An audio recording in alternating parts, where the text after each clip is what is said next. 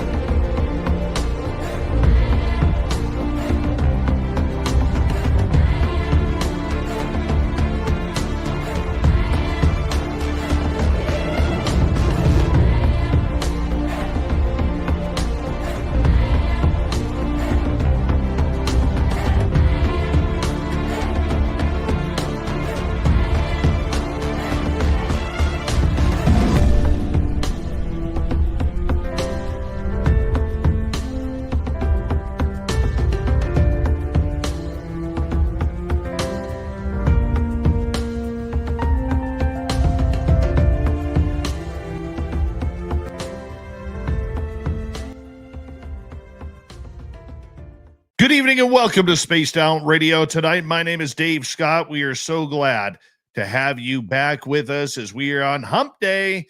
And our guest, Ole Dammegard, is going to be here momentarily. We're going to get into some weird topics tonight. And I love it when it gets weird. And enjoy tonight. It's going to be a lot of fun. But the best part about tonight, we have each and every one of you, including Tim Mothman and his goatee in the gold medal position. Paramar with a silver, Kitty Caddywhack taking up the bronze medal tonight. Luscious Jules, how are you? As we kick off roll call. Mel WD-40 is here lubing us up for tonight's show because you can't talk conspiracy without being lubed up. So Mel, thank you very much. Race fan, Thunderhead and Ann B, how are you? Frankie B, nice to have you here as we continue on with our roll call. Mama Catherine, mwah, I love you, my dear. I hope you're having a wonderful, wonderful night. And I hope we're going to have a great show that you're going to enjoy tonight. I think we will.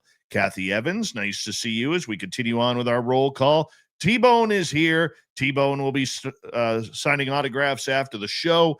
Line up to the left of the studio if you don't mind. To the left of the studio, he's only signing in blue pen because of the Toronto Blue Jays. That's it.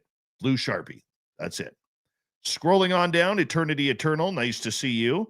And Kimberly Jackshaw, how are you tonight? Thank you for joining us as we continue on with our roll call here. Good morning, Skip to my Lou in Denmark. And where else are we? Mickey G is here. Mickey G will be signing autographs after the show as well. Line up to the right of the studio, if you don't mind, to the right of the studio as we continue on with our roll call here. We say hello to Operation Shutdown. And Thomas Rock, a.k.a. Alpine Fur. Signs of Life, nice to see you. And who is next on our list? Let's scroll on down and say hello to Matthew Gutka.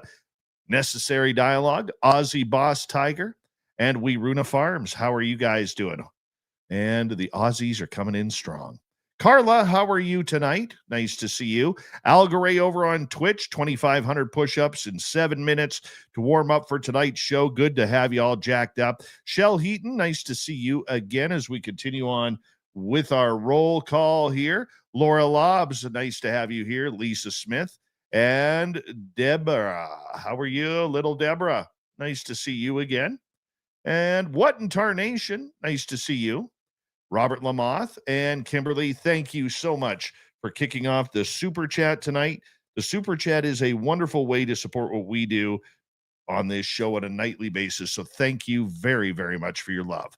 Jerence Carter, nice to have you here. Unknown, how are you doing? Nice to see you. Fapperoony, what's going on with your Dodgers, buddy?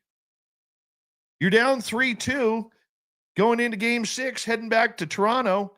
Hogtown is going wild right now. Emperor Penguin, how are you? Canna Chef Chris, how you doing? And let me get the radio side going.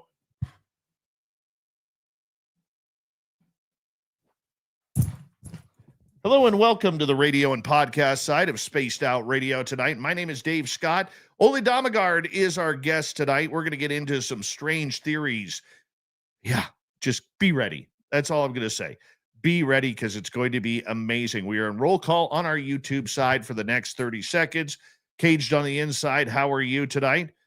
Tiki Torch, welcome to Spaced Out Radio in the chat room. Thank you for joining us.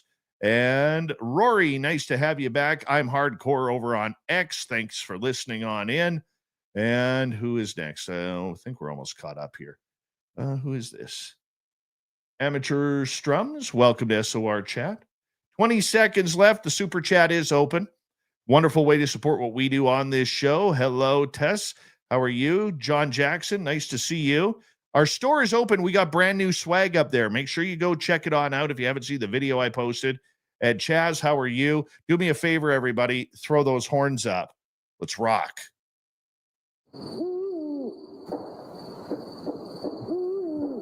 Are you ready to hear your mystic voice of the night? It's time to wake up. He's here. Shush. Be quiet. He's ready for you to listen. Let's point our ears towards the little cabin in the woods, where together, my friends, we own the night.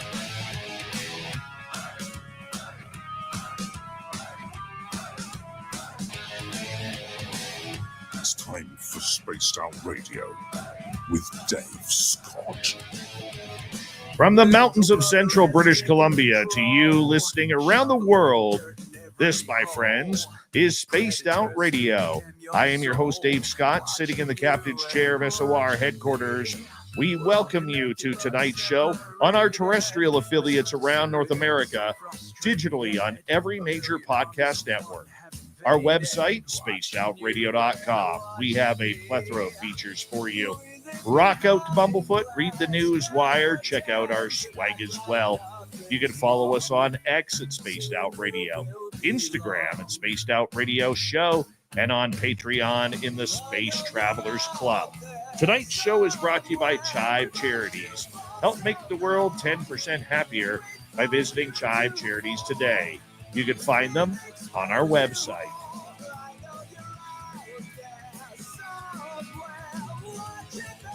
We are going to have an amazing show tonight. We are going down many rabbit holes. Researcher Ole Dammegard is here tonight to talk about some weird stories involving celebrities and people in the public. Then in hour number 3, Swamp Dweller will join us for another crazy story. We're going to extend the version of Katie Page. You guys asked for it, so the encounters will be extended. We're going to skip the Dave 101 because of it, and we have the weird news of the week as well. So let's get right to it. Ole Dammegard is a truth seeker, code breaker, and peacemaker. He joins us for an in-depth conversation uncovering the secrets behind some of history's most shocking events, learning from giants like Mahatma Gandhi and Martin Luther King Jr. Ole has spent over 40 years investigating global conspiracies, false flag operations, media manipulation, and so much more. We're also going to get into a little bit of a topic that's different from what we do, which different is good every now and again, like mysterious pop icon deaths. Yeah.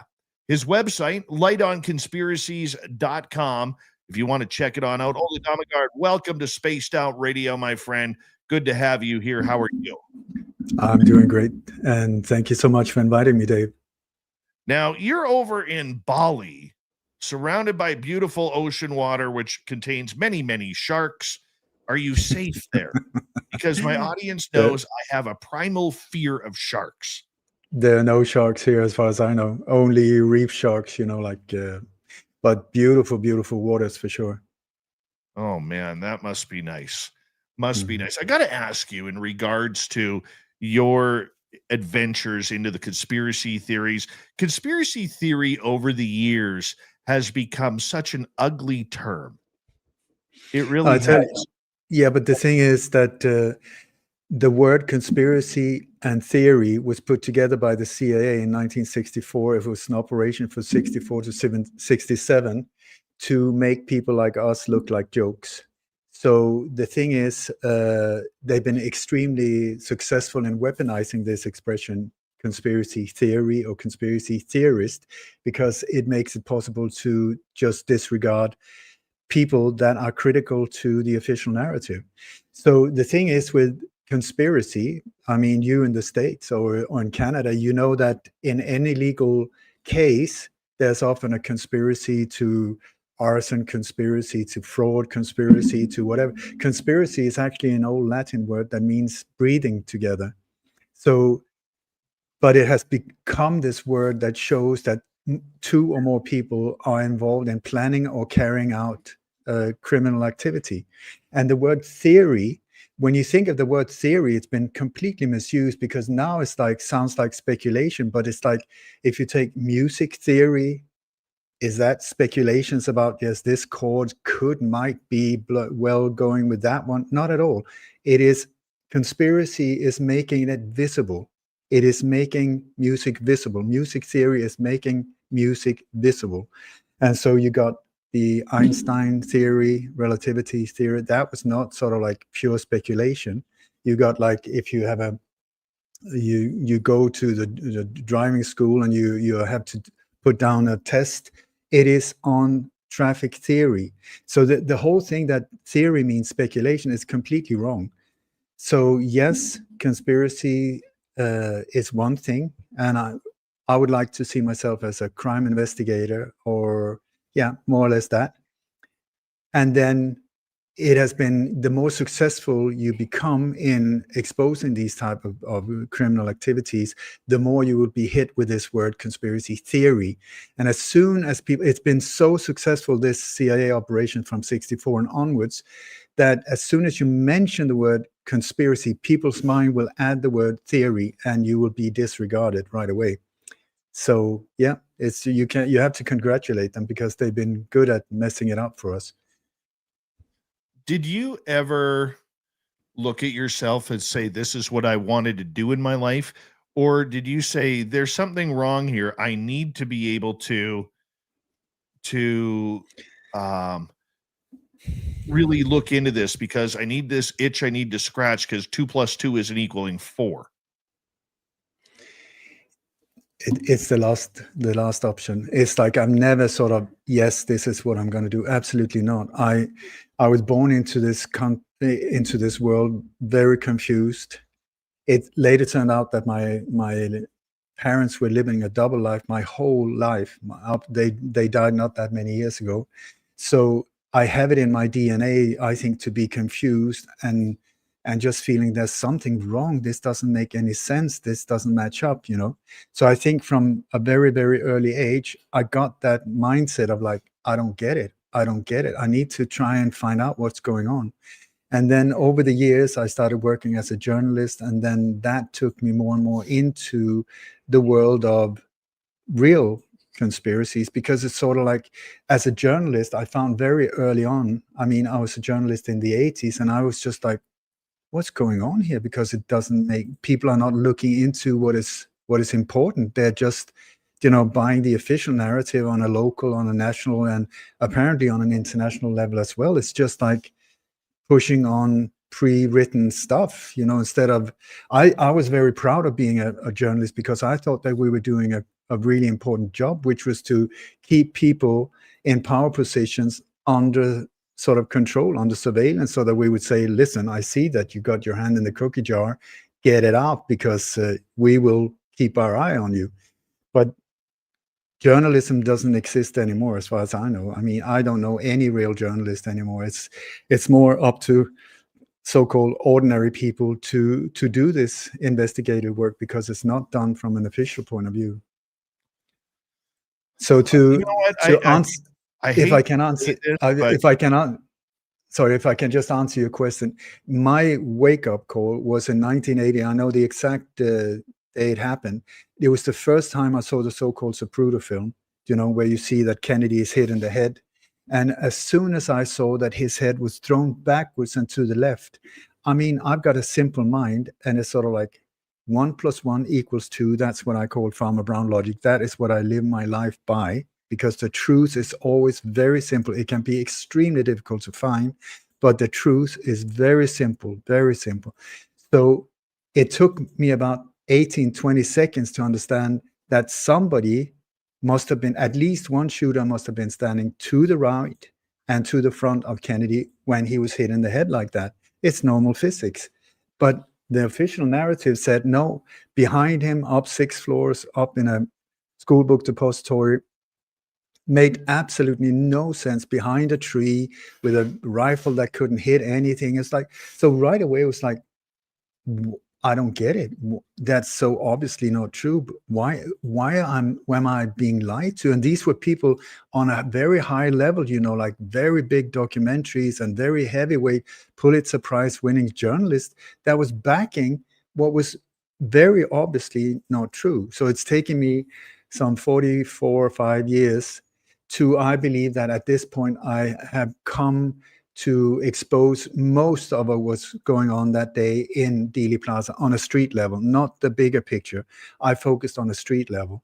And so I identified more or less everyone, all the shooters that were there, because this was an ambush, masterclass ambush, like multiple teams involved, multiple shooters.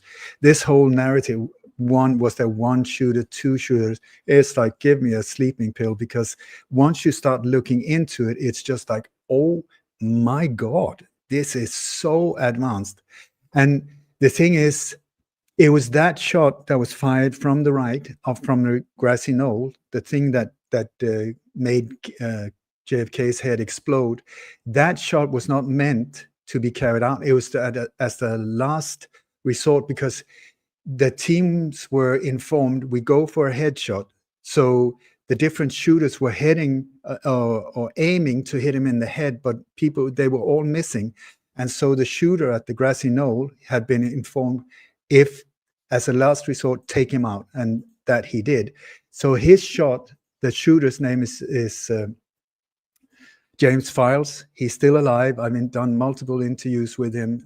I've been backing him from the mid-90s and onwards, and now finally his story is coming quite out in the big arena after all of these years. But anyway, so had he not fired that shot, then most of us would have bought into the official narrative. It was his shot that messed it up. It was his shot that they had, because he used special ammo that blew the head off him, that had the teams behind this operation to do a lot of things to try and rearrange the injuries on the skull. They had to do all kinds of stuff, and also shut up so many witnesses. There are many, many, many, many witnesses or people with some kind of connection to the JFK assassination that have died over the years. And this is because the lie has just grown and grown and grown and grown. So this is there's always something that goes wrong in these operations, and that is often the entrance into where you can find the truth, and also the reason for conspiracies being sort of piled on top of this whole thing. Because normally in these cases, there's one conspiracy, the act itself, the murder or the bombing or whatever it is, but then most of the time, if this is an inside job or from one of the agencies or whatever, then there's a secondary conspiracy following, and that's the conspiracy. I call it conspiracy of silence. This glass wall of silence that follows these big cases, where nobody stands up, nobody in power positions, nobody that should normally speak out does it. So there's this unseen hand that just squeezes all kinds of official efforts to expose it. Instead, it's silence, and then we're being served this official narrative that very often falls apart very quickly once you start looking at it.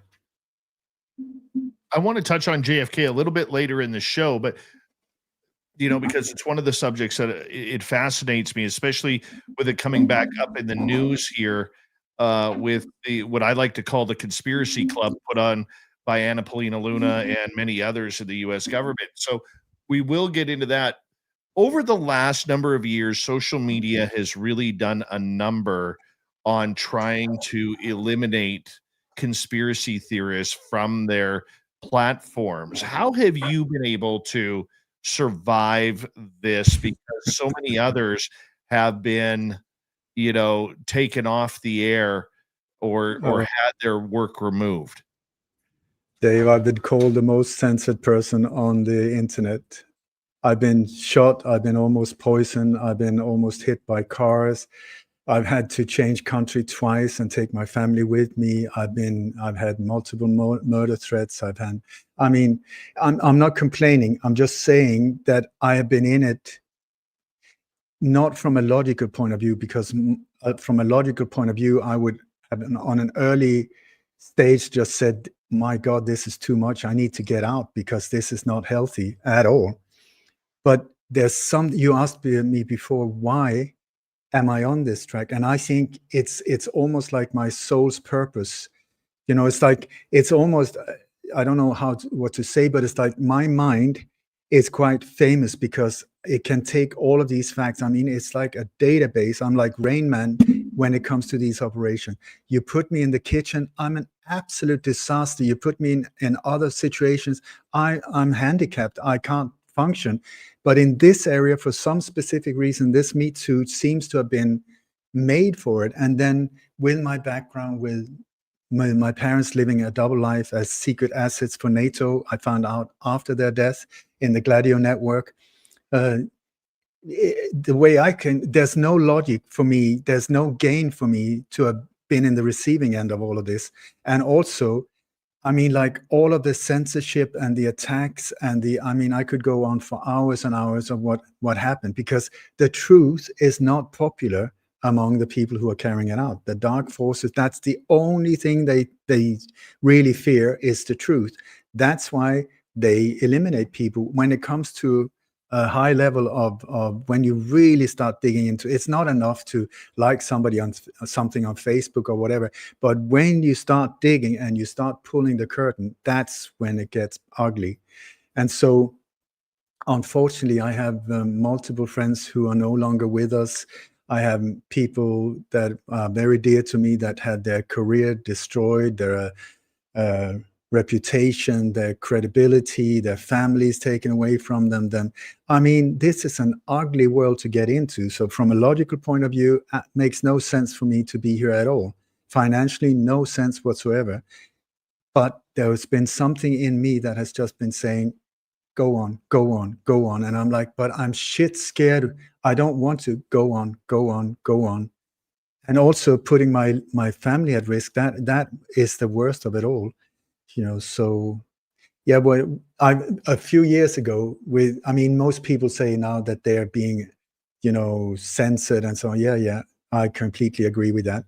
Like a year ago, I've been shut down on YouTube, on Patreon, on BitChute, on you name it. Vimeo shut me down. All of these different platforms. A few years ago, I checked my name on Google. It was like, I've done more than 1,300 interviews. So there was like 1.8 million hits on my name. I was just checking it, And then a year ago, I checked and there was 19,400.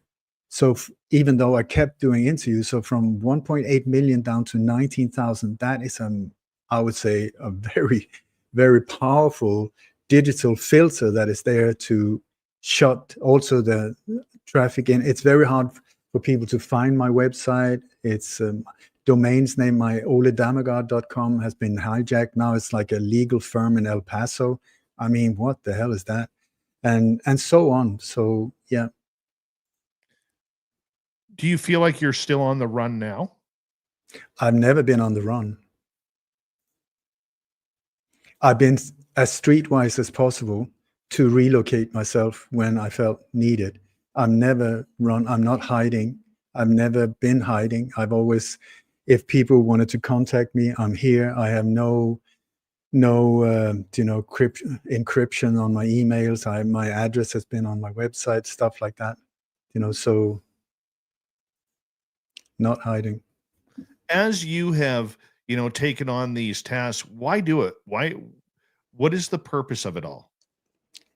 Dave, you tell me. I'm not sure. I just know in my soul that when I see something that is not right, when people get hurt, it's always, us ordinary people that get hurt. It's always ordinary, so-called, if there is such a thing as ordinary people, but people, sort of normal people that are in the receiving end of this pain that is delivered out by an elite few that are sitting in the background and just hammering away on us.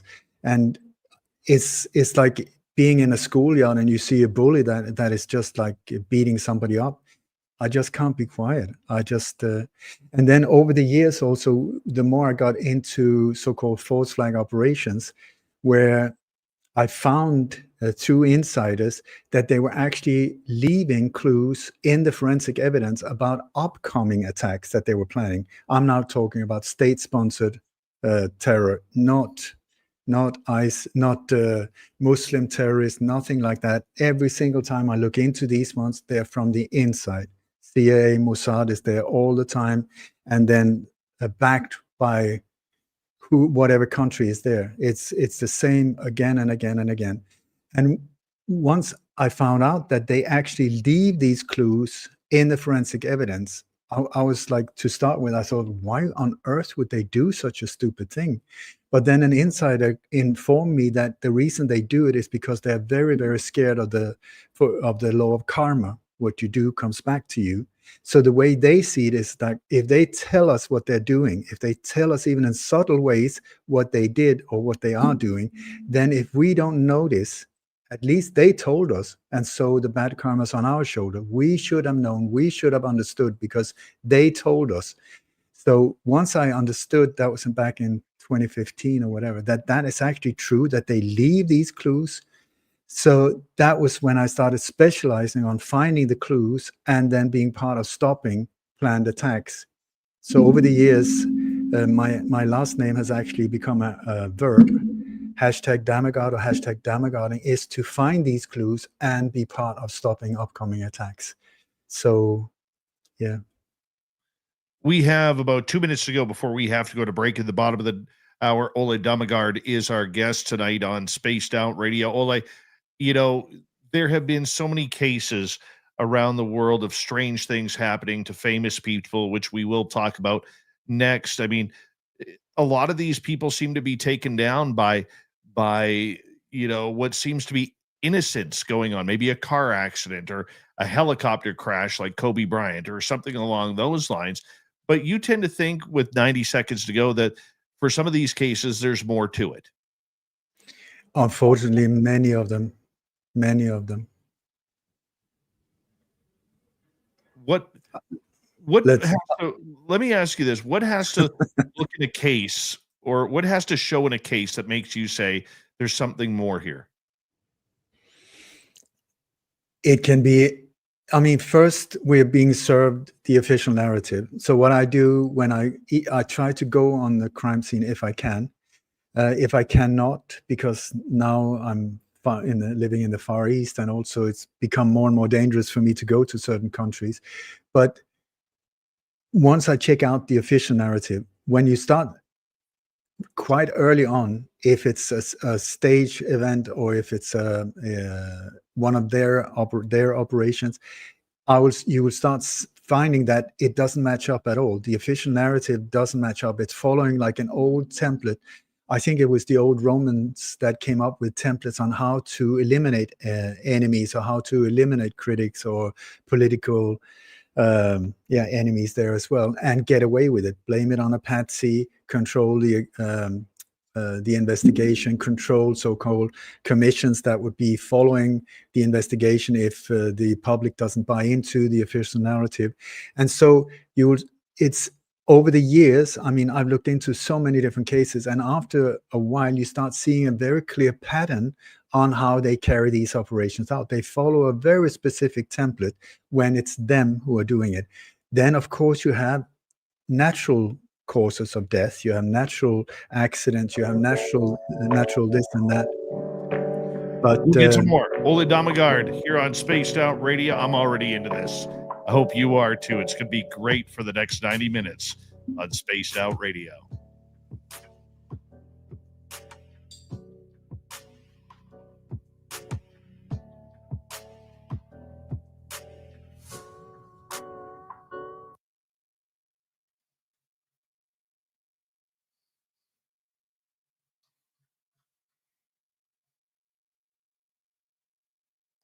Great start.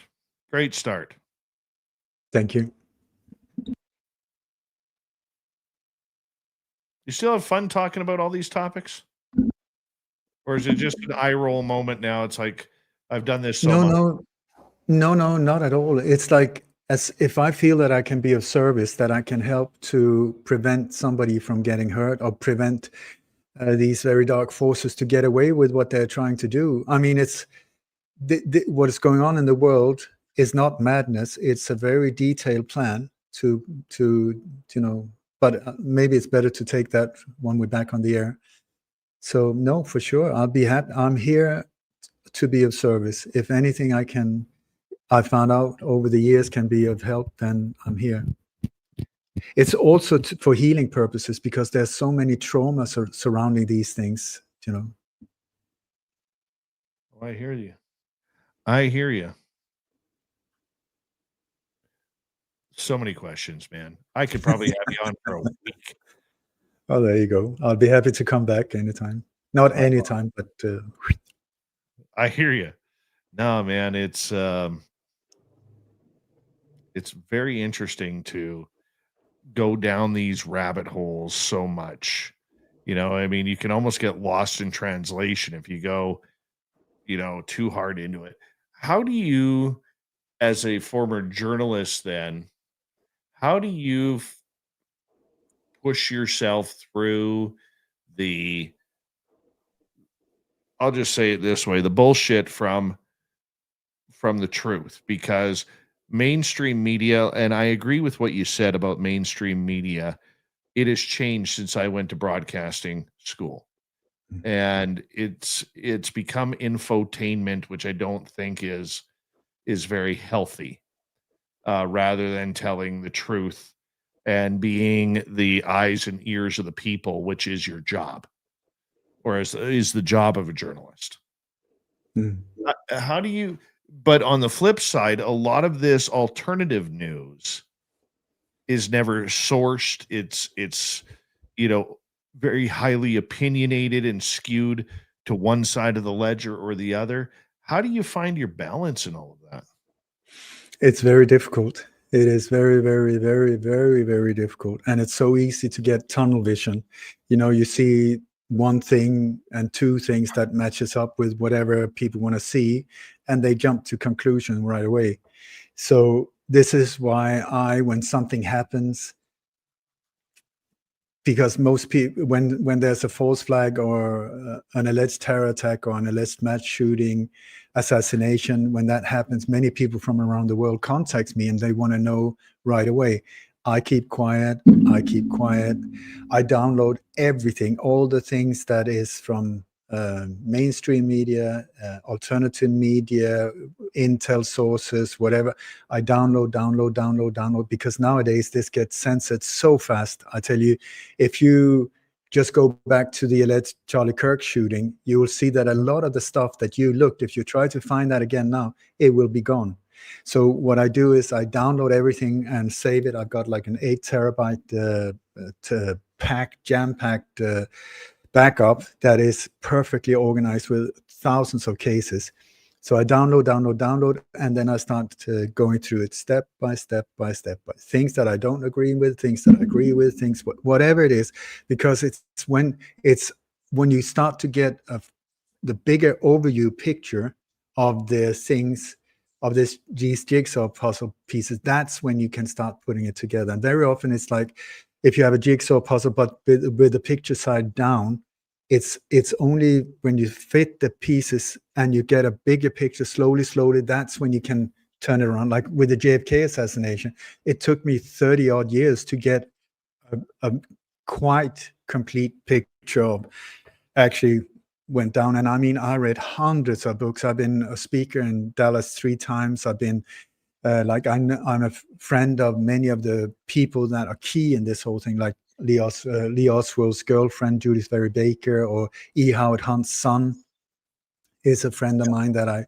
very much appreciate, or the Babushka lady and so on. So I really try to go as deep as possible, and then I say stuff. And when I say it, my intention is that it's like to be up against Mike Tyson, because the truth, once you see it, it's not up for debate. It's not.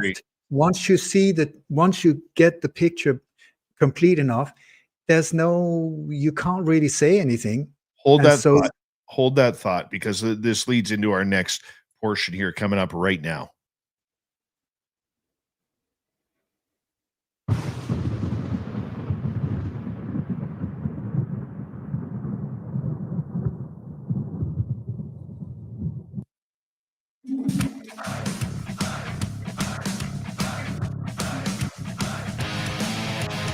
We're into the second half hour of Spaced Out Radio tonight. Good to have you with us. My name is Dave Scott. Ole Dammegard is our guest tonight, and we're going to be talking about strange ways people have left this planet. But first, we want to remind everybody right now that if you've missed portions of this show or others, you can check out our free archives on YouTube or any major podcast network. Our website, spacedoutradio.com, we have a plethora of features for you. Rock out to Bumblefoot, read the news wire, check out our swag as well. You can follow us on X at Spaced Out Radio, Instagram at Spaced Out Radio Show, and on Patreon in the Space Travelers Club. Here he is. Ole Dammegard is our guest. lightonconspiracies.com is his website. And we're going to start getting into some of these stories. But first, one of the things I want to talk to you about, Ole, is false flags. We talked a little bit about journalism in the last break, how it's really, trying to be a part of the story instead of covering the story, which is highly dangerous for the field of journalism. And we're relying more on citizen journalism. But the problem is, if you don't believe the mainstream media, you end up going to alternative, which usually, for the most part, is independent, what I like to call citizen journalists who may not have the connections, they may not have the inside sources to give you the truth of what's going on, so you're getting more of a biased opinion. But false flags is something that I think are real, but dangerous at the same time, because we're getting to a point in society where nothing can or something can happen, and immediately it's a false flag event. Are they happening that often, or are we abusing the term false flag? First of all, I would say it's great news that people know about false flags, because before, for instance, the Boston bombing, I think that was the first time when people starting hearing about the term false flag operation. Before that, it was only nerds like myself who were in this world of seeing what false flag operations are. And I just want to point out what a false flag operation it is. It's an old naval term from the years when the Great British Empire was sailing around Portugal, Holland, conquering and just massacring, invading whatever country they wanted to. But that led to complications with trading agreements and stuff, because they were just murdering bullies, So somebody, I don't know who came up with it. I would not be surprised if it's the old Roman again. But what they came up with, the idea was like, what if we put our flag on one of our ships, or we put the enemy's flag on one of our ships, and then we let that ship, our own ship, attack ourselves, meaning we're under attack, and that would then justify us invasion, rape, and plunder. So a false flag is that you put the wrong flag on your own ship, you attack yourself, and then that justifies whatever you want to do. And so instead of you being the horrendous murderer, rapist that just goes into whatever weak, innocent country and just slaughter everybody, if they attacked you first, then that would justify you doing it. So instead of being horrible, they were applauded. And then over the years, the pirates found out that, whoa, that's a good one. So they started doing the same, but they turned it around so that, for instance, they put, if it was a Spanish armada that was out there, they just put up the Spanish flag. And then they got closer and closer and closer to the target. And many times the normal ship, they just thought, oh, it's one of ours. And they didn't really notice the peg legs and the parrot on the shoulders until it was too late. So a false flag is a psychological mind fuckery, sorry for the name, but that is when they turned it around. They play with your mind so that the attacked one, you have to understand, it's actually the attacker. So if you ask me, how often is it used? It is used on a mind-blowing scale nowadays. It is on unbelievably often that they use it. It's on a daily basis. And so over the years, I have looked into hundreds and hundreds of alleged mass shootings. They're always in the US because that's where they want to get rid of the guns. And alleged terror attacks, most of the time in Europe or the Middle East, because that if there are not any guns, that they have to do it in a different way to conquer these countries. Over the years, I cannot say how high a percentage of these were false flag that I found out, but it was like, so false flags nowadays are used extremely often because it's almost like we're up against one enemy now. It used to be that the enemy was sort of in many different locations. Now we have one global, it's not a nation, it's not a faith, it's not a group, but it's sort of like a, how should I say it? Yeah, like an elite network that are hiding behind, now it's like corporations, like anonymous corporations facades. So in the old days, you had big, great empires, you had like kingdoms, and they were fighting each other. Then it was like families. Now this whole thing is hiding behind like companies like BlackRock, State Rock, Vanguard, anonymous, these power structures that we have no idea who they are. So that's what we're up against. And they are using it. I mean, and I want to say that people say CIA, Mossad, as if it was something, two different things. Yes, they are on a street level. The higher up you come in the power structure, the more connected they are. They are completely in bed with each other. And so Mossad, the Israeli intelligence agency, or intelligence is, I think they hijacked that word because it should be replaced by madness, this Israeli madness agency. Their motto is war by deception. War, listen to those words, war by deception. What does deception mean to you? That is false flags. It is how to get into your mind, make you believe something they want you to believe while they get away with what they're doing. So many of these operations are there to divert your attention away from something else. So when something says boom over here, everybody's looking there, the media, everybody, whoa, I'm looking here. What? Do a 360, because that is very often where the important thing goes on. So please be aware, boom, don't look there. That's any magician, any mind illusionist on the stage. They want to divert your attention to something. Like if you go up with David Copperfield or something like that, they're doing something with their left hand and boom, you got a rabbit. Oh my God, magic. What you have to do, or what I would suggest, where is the other hand? Where is the other hand? And so do a 360 around, and suddenly you will see maybe behind his back that he's actually doing the whole trick behind his back with the other hand. This is in a symbolic way. So be aware of these. When it says boom, and you suddenly see like O.J. Simpson trial goes on forever. The whole media is like, whoa. Okay, fair enough. If this is like big trials, then you had the Martin Luther King family that made a trial in 1999 where they proved that it was these different agencies, the FBI, the CIA, were deeply involved in the murder of Martin Luther King. How many journalists were there? One local journalist in total the whole time. One. And then you have these other ones where it's like the media is camping outside and they're staying there day and night. So be aware of what was going on when these things happen, when this thing happened, when you have this massive focus at one point. Look around you, because that is very often, or if somebody says something really like, let's buy Greenland, everybody looks towards Greenland. What is going on in the background?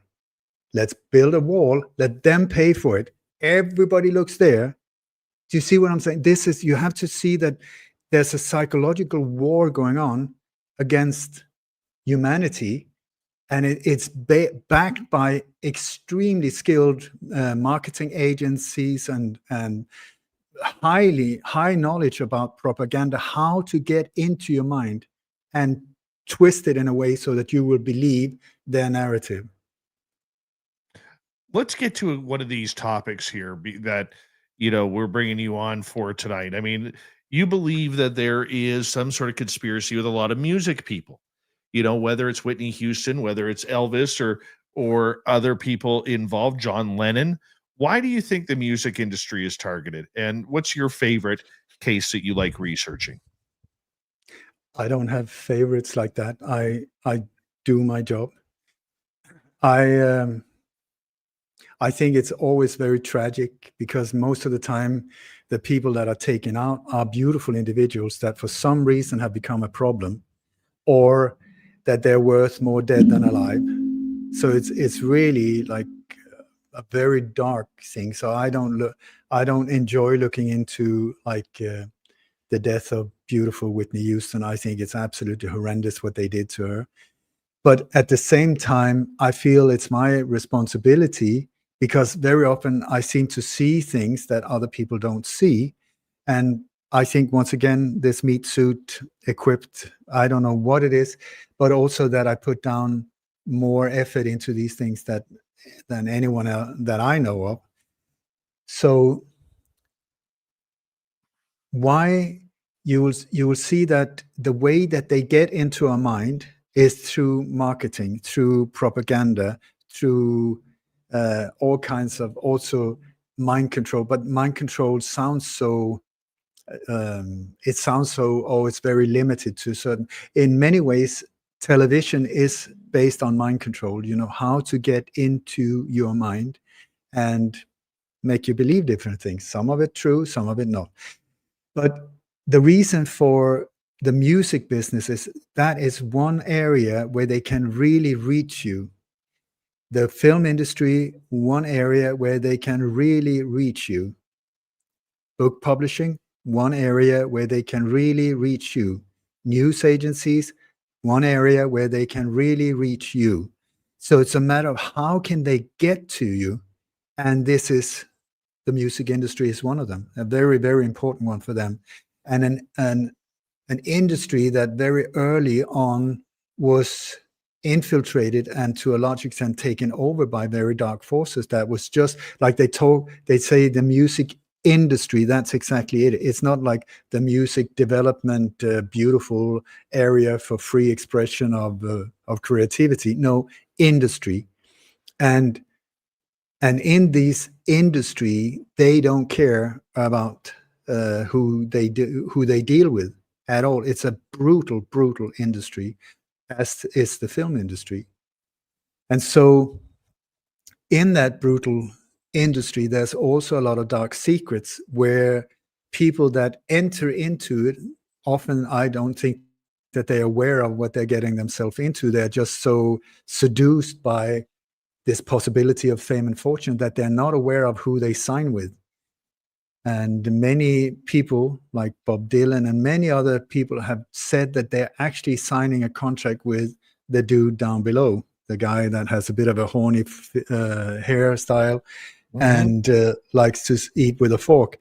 These are their words, not mine. But what I'm saying is that there's a lot of very dark stuff going on in these industries that are connected to Satanism and very dark stuff. So when people die in this area, I would say generally it's if they are getting to become too popular and they get big-headed and think that they can, that they don't need the backing before, or that they betray the ones that got them into power, but popular in a way that when they say something, millions will listen. That's when it gets dangerous to the establishment. Like John Lennon, if he said, make babies, not war, that could really affect the Vietnam War in a very, very negative way for the military-industrial complex.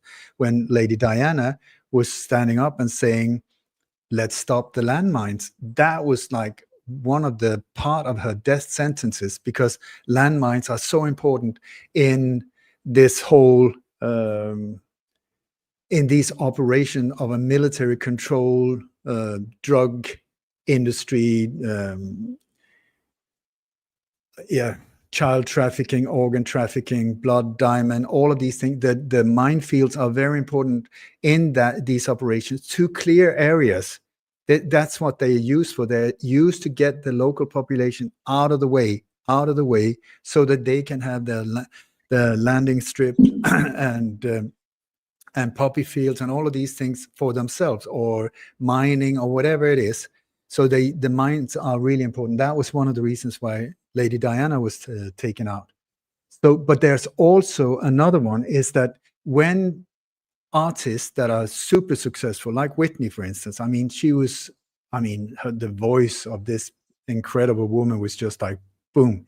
But then she started hitting up when she was like 35, 40, and suddenly in this very brutal youth-based industry, you're starting going downhill. And so she was starting to have all kinds of problems, and her life was just like spiraling. So what they did was, you can ask, there's many interviews with Shaka Khan and other people in the music industry where they said it comes to a point where you're worth more dead than alive. If you're dead, then they can they don't have to deal with you and your lacking voice and all of these things, or deals that have been signed with you. Once you're dead, boom, you're out of the way.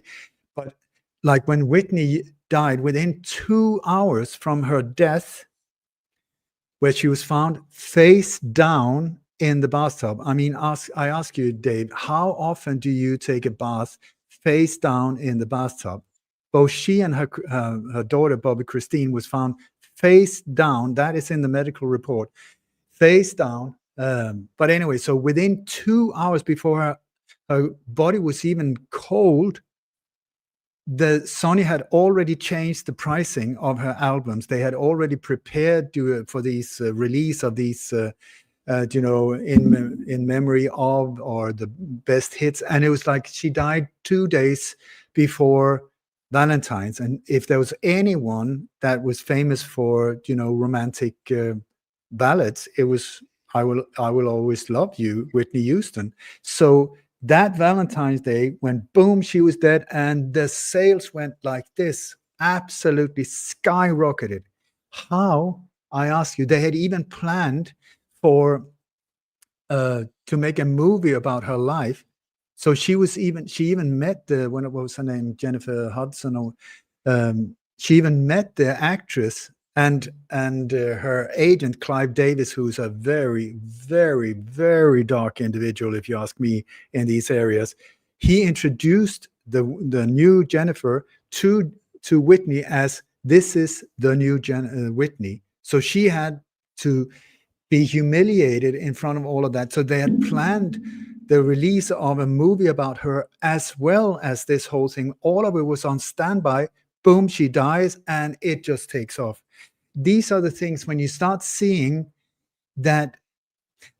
I'll reverse the tape a little bit. There's one person that I really, really admire. His name was Fletcher Prouty.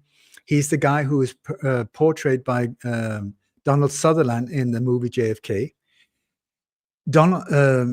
Fletcher Prouty was working at the Pentagon. He was working within false flag operations all over the world in the 50s and the 60s. Very successful, very skilled. And then he was the guy that they sent to the South Pole just before the assassination of JFK to get rid of him, because he was an honest dude. They wanted him out of the way because he would not accept what they were doing. So anyway, so he became a whistleblower after that. A lot of the things I've learned is from him, from the inside.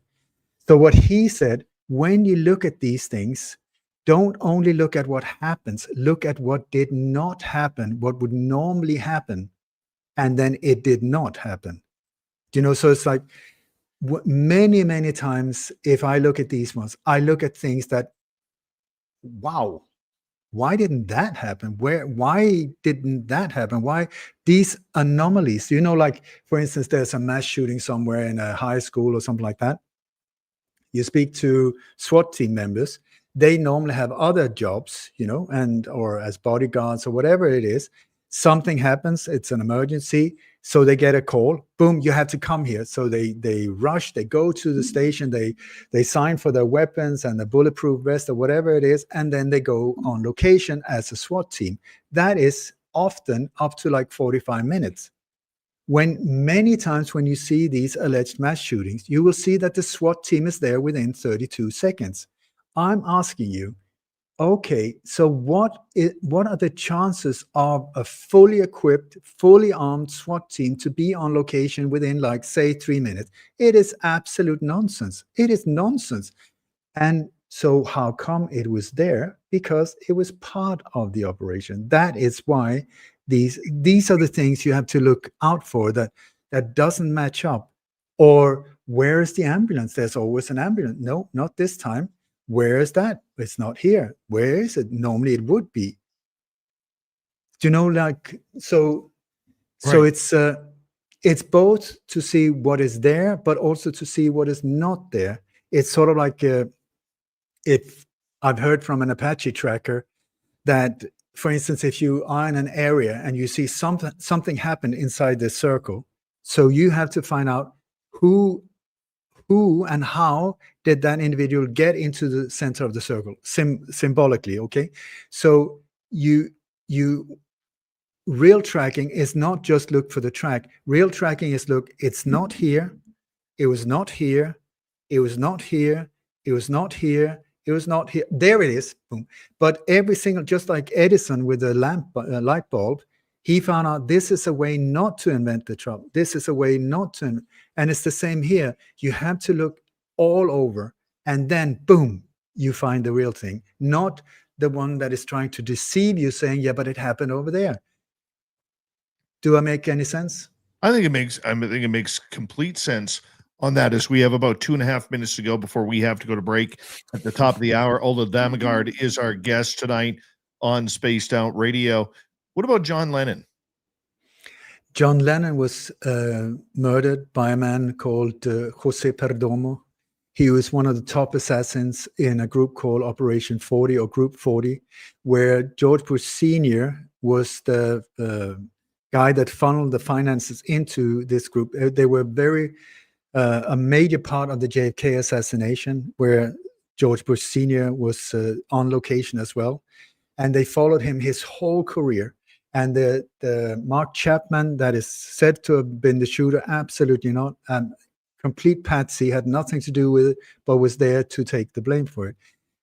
José Perdomo was working as a doorman that evening alone, and he was the guy that fired 5 shots from the left straight into the chest of John Lennon, whereas Mark Chapman was standing several meters behind him and to the right. And there was an additional backup shooter. He was called the handyman. His name was Clyde Forshaw, if I'm correct. He was there as a handyman, but as a backup shooter as well. So that's how it happened. But then why he was shot, that is a completely different one that I'm not totally sure of. There are multiple different aspects to this assassination. What's your theory? There's the word theory again, as a speculation. My theory is either he was just about to blow the whistle on the group, the Beatles, which was a construct of the Tavistock Institute. I'm very sorry to say that. I loved the Beatles. But once you start looking into that whole operation, it is a massive, massive, massive thing that was there as part of changing the whole mindset of the young generation during the 60s, where we had the whole, from the very naive early 60s to sex, drugs, rock and roll, flower power, all of that within 5 years on both sides of the Atlantic Ocean, coordinated, I would strongly suggest, with Laura Canyon in the US, and you had the music scene in London. Yeah, but we can get back to that. We'll definitely get into that and much more. Ole Dammegard is our guest tonight on Spaced Out Radio. We have him for another hour on this show, and we're going to continue to delve into some of these strange cases. We probably look at them completely the wrong way, but Ole's sitting there saying there is another side that you might want to investigate. This is Spaced Out Radio. My name is Dave Scott. We'll be right back.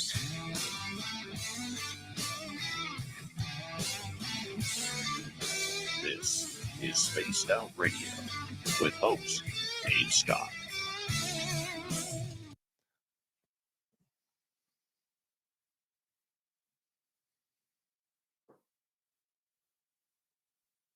All right, we're going to take a quick break here.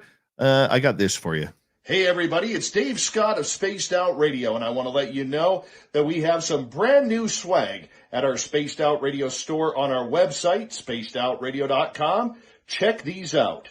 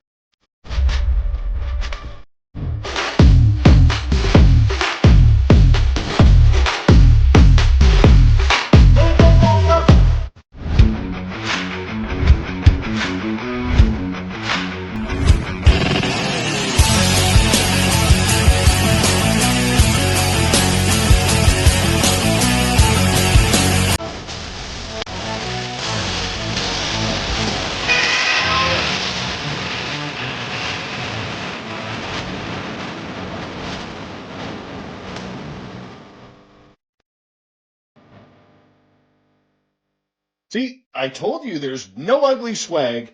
No ugly swag. You can wear our clothing out in public and be very proud of it. So go to spacedoutradio.com and get your new t-shirts and clothing today.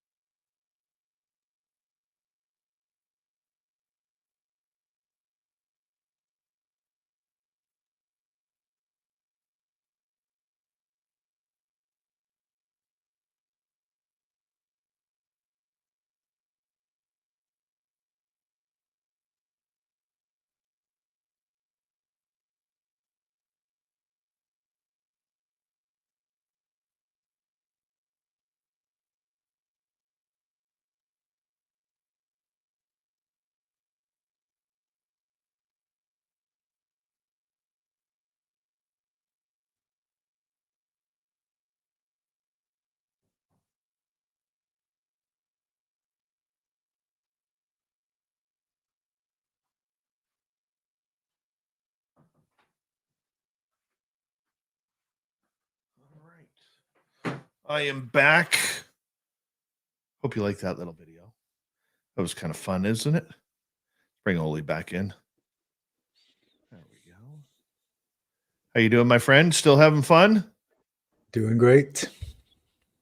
What time is it there? It is midday. I'm in the future, so I'm in tomorrow. Okay, so I am alive tomorrow. It seems like it. And I want to say the future is bright, by the way. Nice. I always like to know if I make it to the next day. That's why I love my Aussie listeners. Yeah, you just call me and I'll tell you. For sure. We got about a minute and 20 seconds. All right. Thank you, Sally Elka. Appreciate you, my beautiful friend.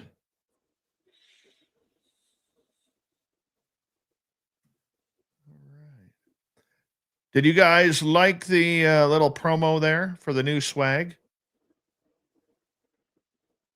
Barb Marley, how you doing? That's another one for you, Bob.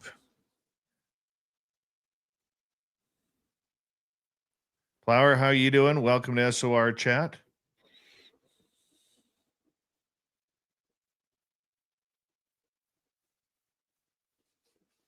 I will do that, Firewater. I meant to make one of those today.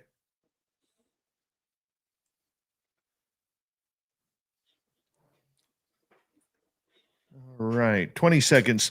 Thank you tonight to Sally, Pam, T-Bone times 5 with the gifting of the memberships. And Kim, thank you for the love and support. Remember, you can shop at our Spaced Out Radio store. No ugly swag, as you just saw. And here we go.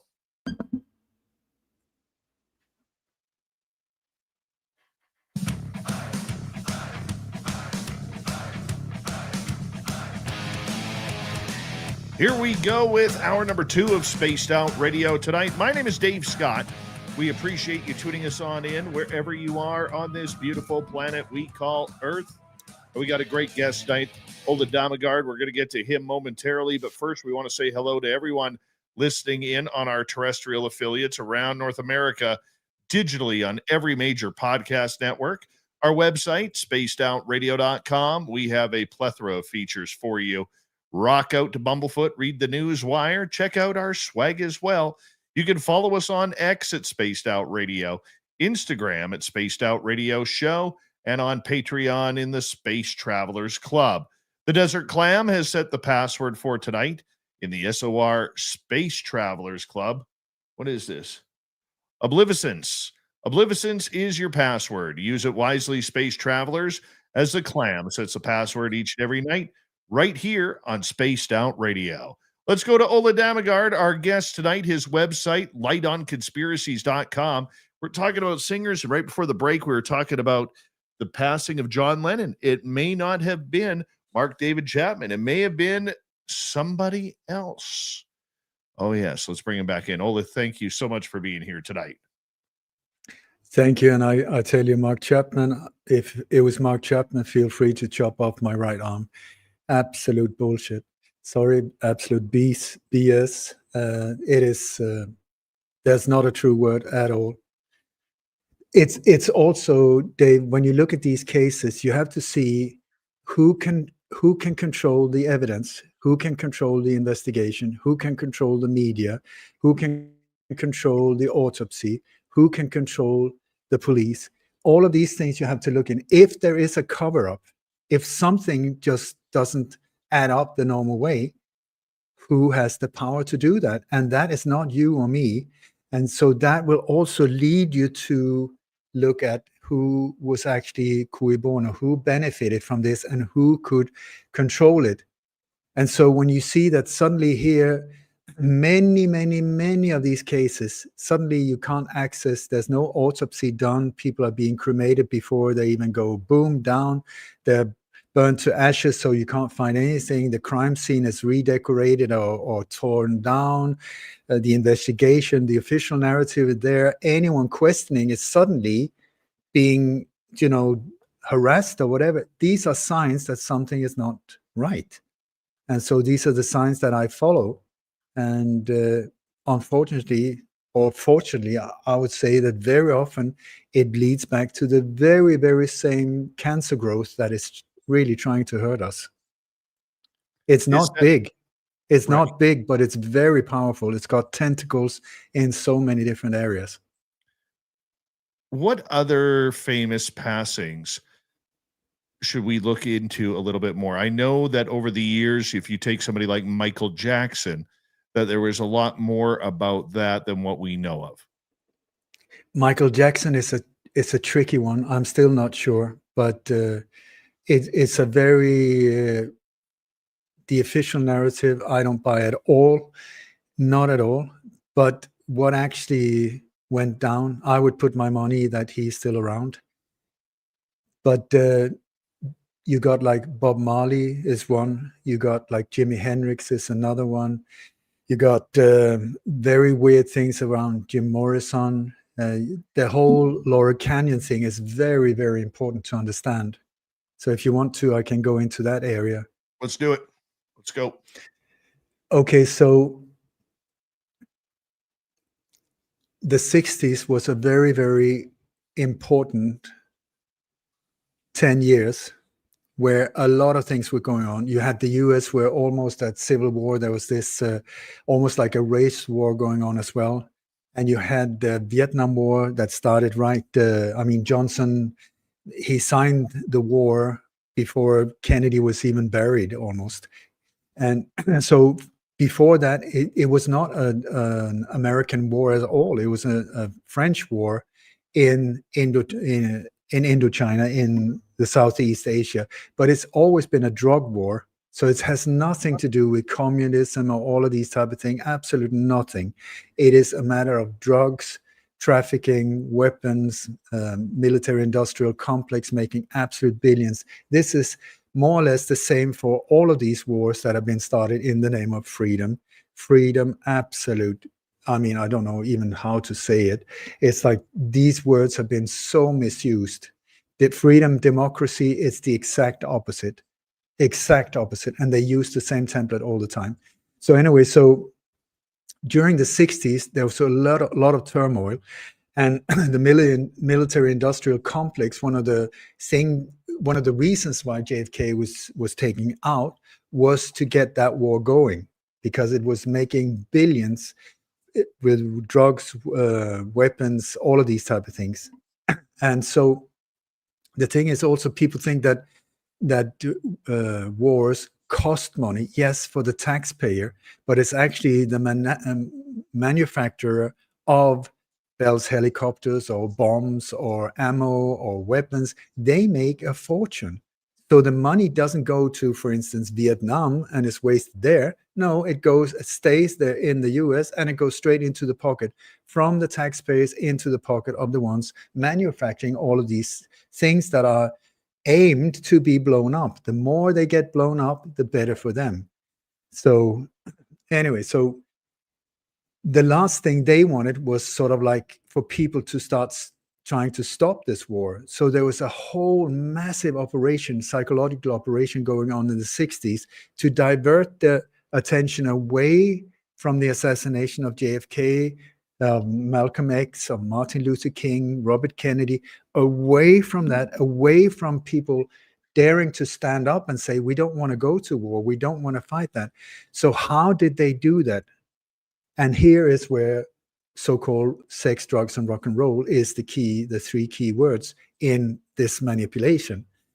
Because at least if I've understood it right, I mean, I put in many, many years in looking at this, and you will see there's a very similar development going on in the UK and in the US.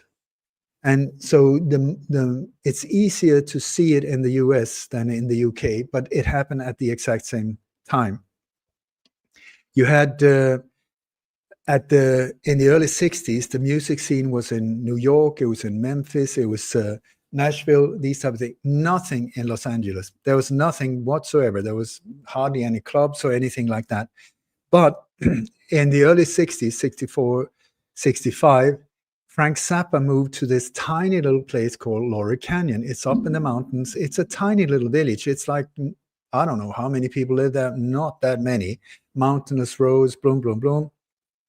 But there he had a wooden big, they call it the cabin, but I mean, it was a massive big house. And out of nowhere, all of these future to-be rock stars started being pulled out of, like with a magnet, an invisible magnet was being pulled from all over.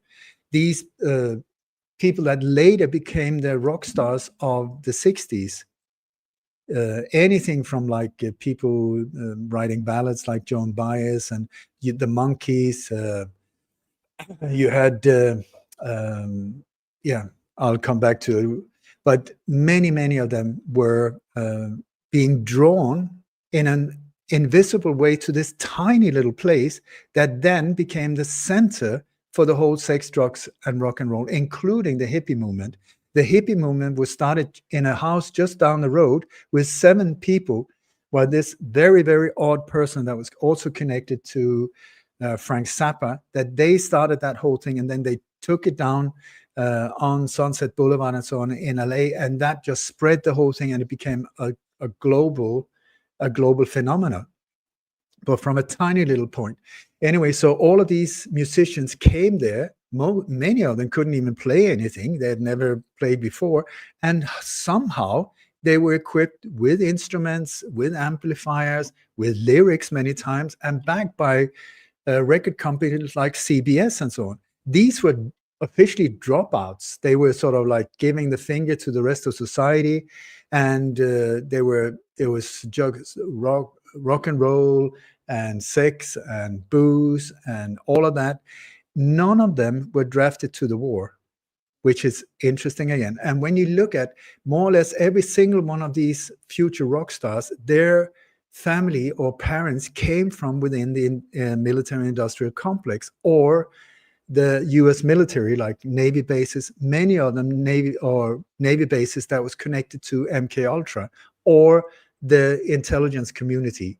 More or less all of them, as far as I know, came from them. You have Crosby, Stills and Nash and other groups like that also. But all of them, they would pull into this area. And from that tiny little place, you started seeing the whole explosion of what was called rock and roll. It just like exploded from there. And now we're finding out more and more that most of these bands didn't even play on their own records. There was like about 50 studio musicians that were playing on all of them, including the Beatles records. It's unbelievable. But the thing that really is interesting is that in the middle of this tiny little, almost like village, you had a military installation called the Lookout Mountain Air Force Base. It used to be an Air Force base during the Second World War, and then it was taken over by the CIA and turned into this underground, massive film studio that, according to most sources, produced more film than Hollywood together in total.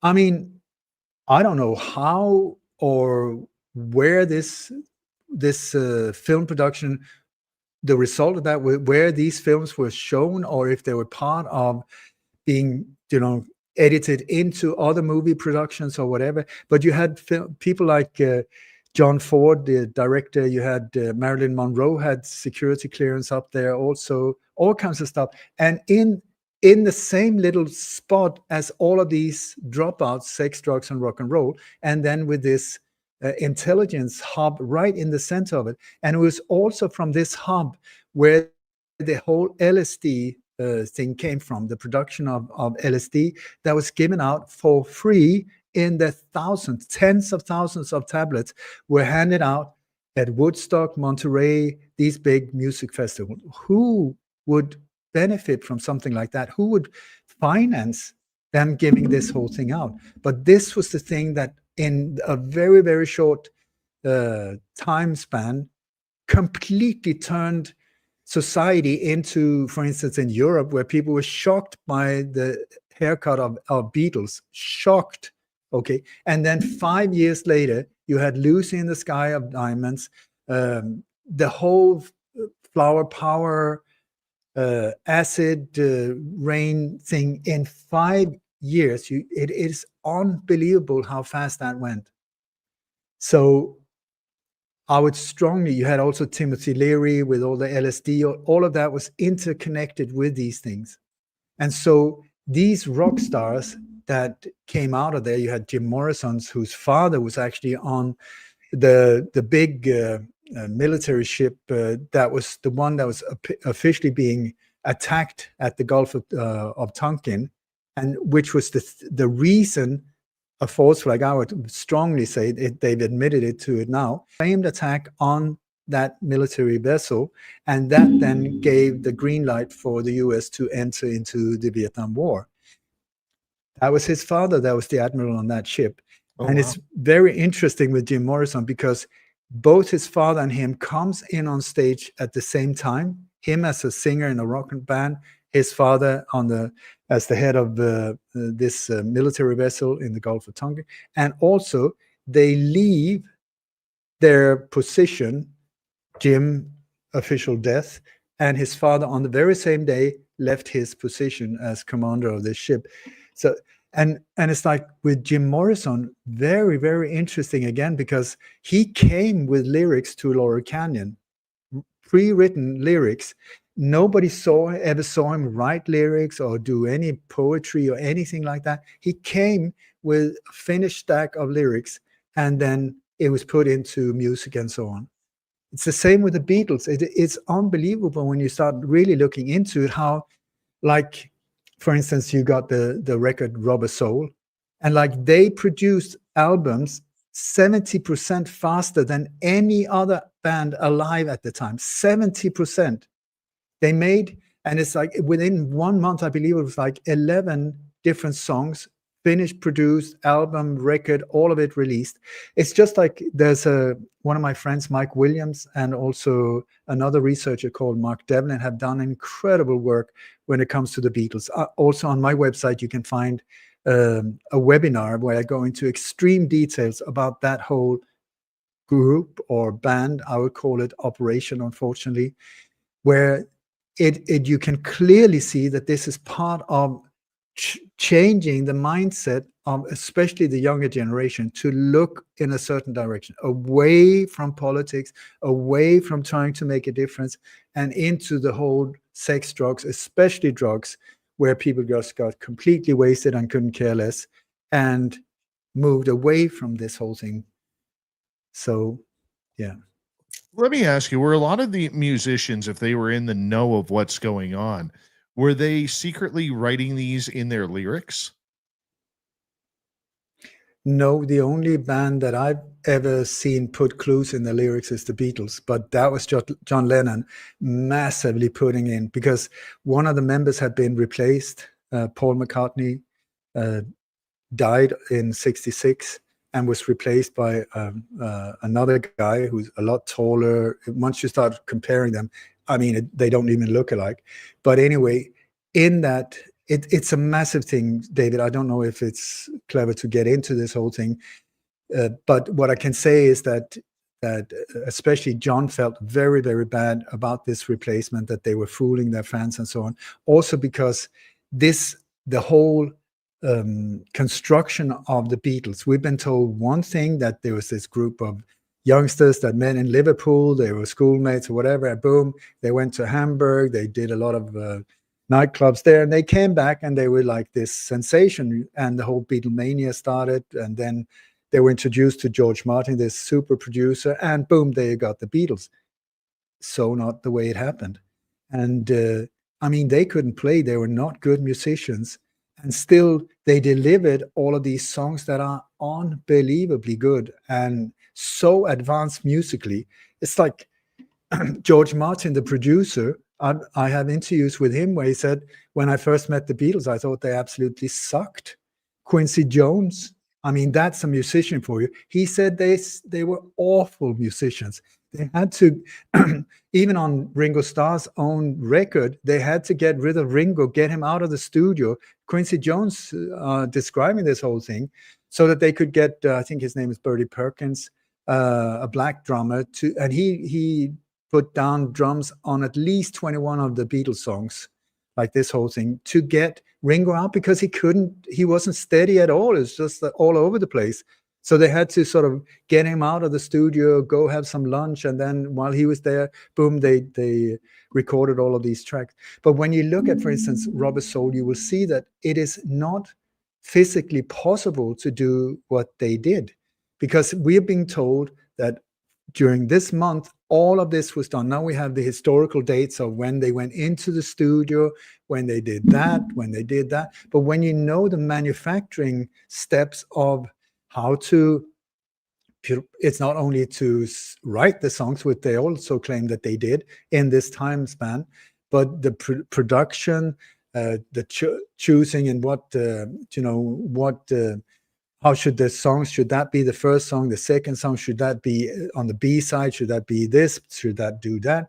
The cover, the designs, also the printing and the label printing, and then the distribution. You will find that it's absolutely impossible on a logistic point of view to do it in the time span that we're being told. It would take like at least 3 times the time if these songs had not been pre-recorded in many ways, except for the lyrics. And it's also, I have the paper magazine cuttings and stuff from the 60s where it says that today George Martin, the producer, is bringing new songs to the studio for the Beatles to record. He's bringing these songs with him to the whole thing. And the more you look into the Beatles and also what was going on the other side of the Atlantic, you will find the Tavistock Institute in the background.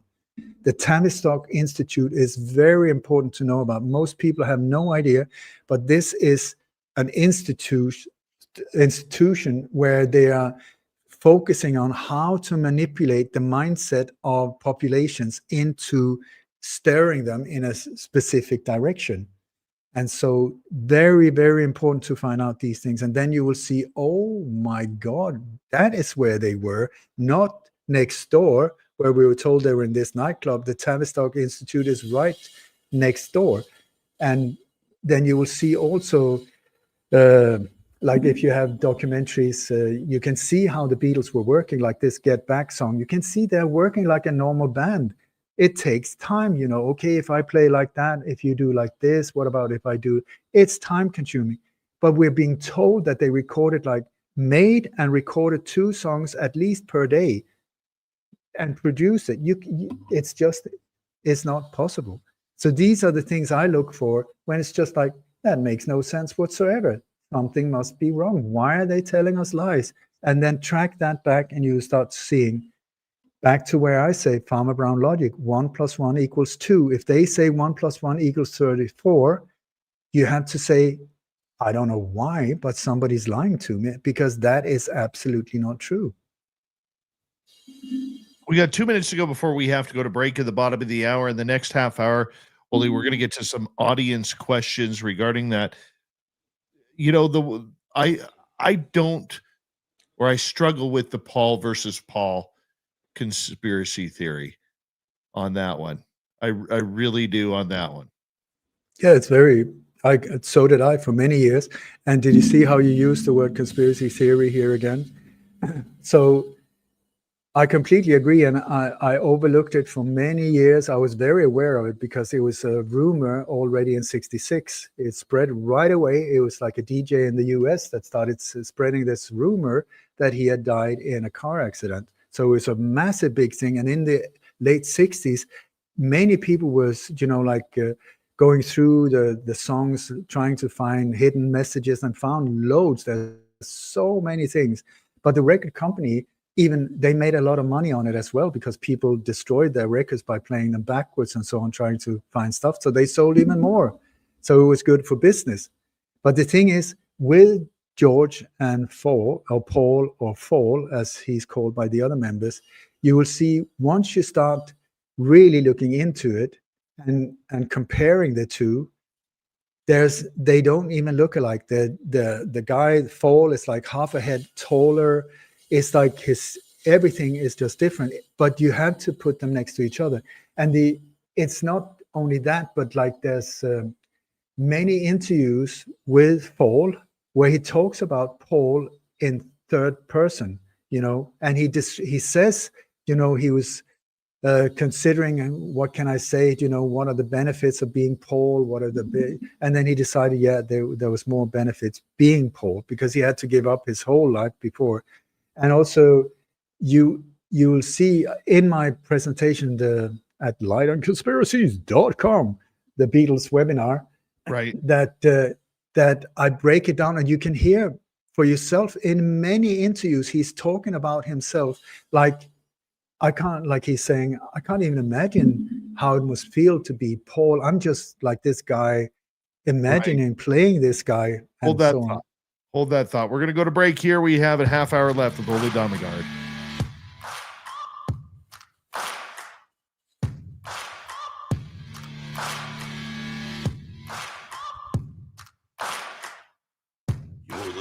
Spaced Out Radio with your host, Dave Scott.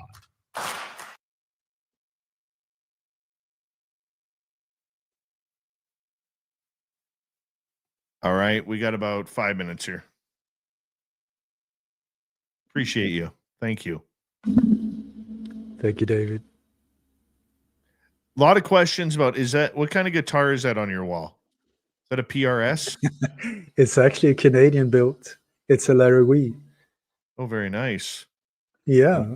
I mean, you're in Canada. I love it. It's been mine for some 30 odd years. So Beautiful color on it. thank you.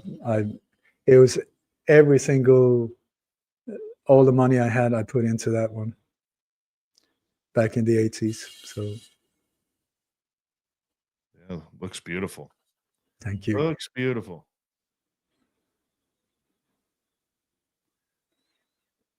So what's your plan for the rest of the day after this?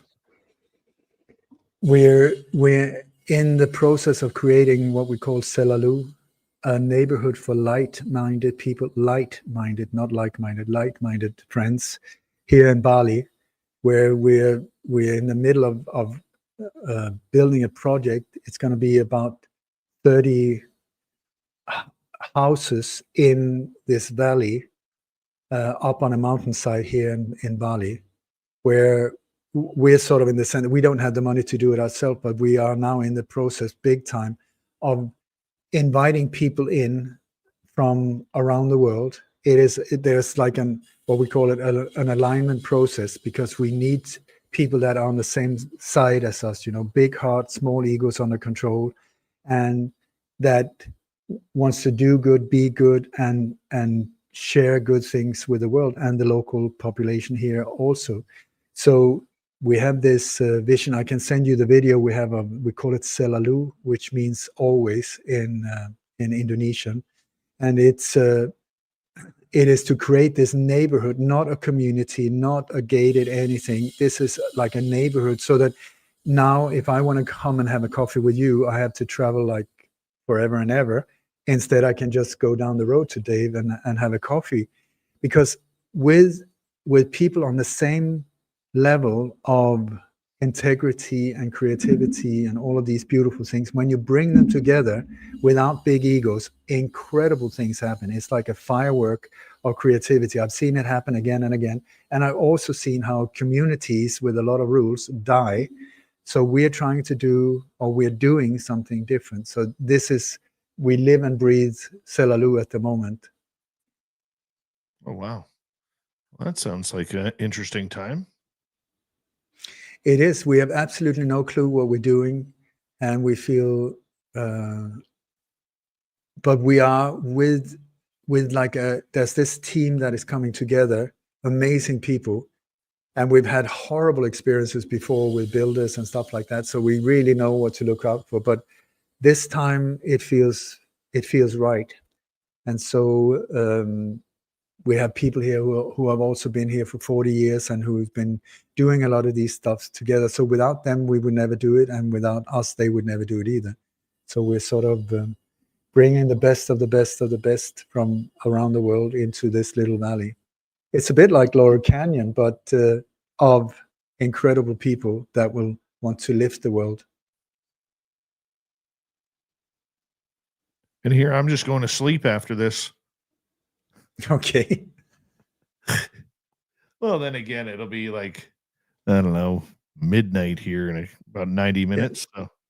But I already slept that night that you are going into, so. Yes. Fun time. I'm coming to you from the future. I love it. All right. We have about a minute to go here. If you have audience questions, please put them in capital letters. I would appreciate that. Dave's eyes don't work that well on lowercase. Looks all blended together. I know the feeling. Thank you tonight to the return of Jenny White Bear. Thank you for the super chat, my dear. Kim T-Bone times 5 memberships. Thank you, T-Bone. Pam Harris and Sally Elka. Very much appreciate your love. Hi, Sandra. Hi, Sandra. Hi, Sandra. Nice to see you. And remember, we do not have ugly swag, so go shop at our Spaced Out Radio store on our website. We'd greatly appreciate it. And we're coming back in 10 seconds.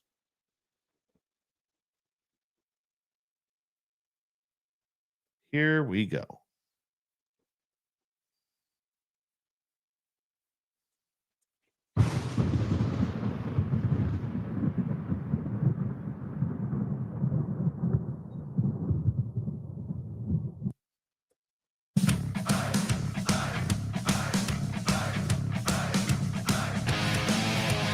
We're into the second half of Spaced Out Radio tonight. My name is Dave Scott.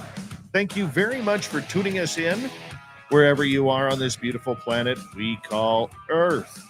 Before we bring back Ole Dammegard, we want to remind all of you that if you've missed portions of this show or others, you can check out our free archives on YouTube or any major podcast network. Our website, spacedoutradio.com. We have a plethora of features for you. Rock out to Bumblefoot, read the news wire, check out our swag as well. You can follow us on X at Spaced Out Radio, Instagram at Spaced Out Radio Show, and on Patreon in the Space Travelers Club. All right, let's bring him back in. We have Ole Dammegard with us, his website, lightonconspiracies.com, if you want to check it on out. We got some great audience questions coming at you here, Ole, so thank you very much for being with us tonight.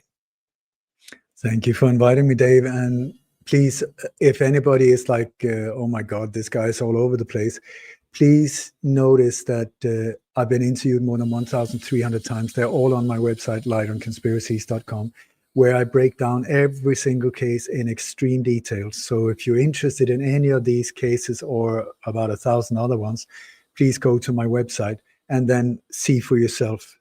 Because when you scratch on the surface of the so many different cases that we're doing now, I can completely understand if it sounds like, well, that he's... So please, lightonconspiracies.com. All right. Start off with Paramarv here. Why would James Files come forward to tell you he was the shooter of JFK? What was his motivation? Who is he working for? Okay, so James Files is the shooter from the grassy knoll, and he didn't come forward to me. He didn't come forward to anyone. He was a man that was born into like a super soldier program. He was born in 1942 in Alabama. His mother signed up. He was poor and signed up to be inseminated in one of these operations where the intelligence agencies were trying to create super soldiers, just like Hitler on this side. They were doing a similar thing, and often with the very same scientists that was connected to Operation Paperclip later. But anyway, so he was born into, he never went to a normal school. He never went to high school. From day one, from a very early age, he was being trained as an assassin. He and I think there were about 100 children, many of them died, but otherwise than that, were in this program. So he has been, over the years, let me rephrase because there's a question here. There was absolutely no reason for him to come forward. He had been keeping this as a secret. He was like one of multiple shooters that day. And so for him, it was of no benefit for himself. He has no remorse for shooting Kennedy. For him, it was like he said, it was like taking out the trash. He couldn't care less. He has no remorse at all. And he has, over the years, killed about 1,000 people. So this is like a Mission Impossible, but real type guy. He is the real deal. And he's been in so many different operations around the world, many times connected to George Bush Sr. and this Group 40, where he was part of finding and killing Che Guevara down in Bolivia, together with Felix Rodriguez, who is another key person in this Operation 40. He was in Santiago de Chile when Allende committed suicide, and they did the overthrow and put Pinochet there. He was in Laos, he was in Vietnam. He was the one that delivered the explosives when they blew up Orlando Lettier in Washington, D.C. on Embassy Row. He was, this guy, his life is unbelievable. He's been very, very productive. He worked for the Chicago mob and the CIA at the same time. So he's always on standby, where he had the very same handler or controller as Lee Harvey Oswald and several other of these agents, David Atlee Phillips, key person in many of these operations. And so anyway, in the 90s, he had been put away for a thing that he hadn't done. It's almost hysterical, because he did so much other stuff, but this one he was put away for, he was innocent too. But anyway, he spent some, I think about 25 years, I believe, inside prison. It's something like that. And it was inside prison where Jesus came to him, believe it or not, but this is a hardened murderer, a hardened killer. So for him to change, who could do that? According to James Files, Jesus came to his cell one day and said, listen, you have to change. There's another chapter for you. You have to change.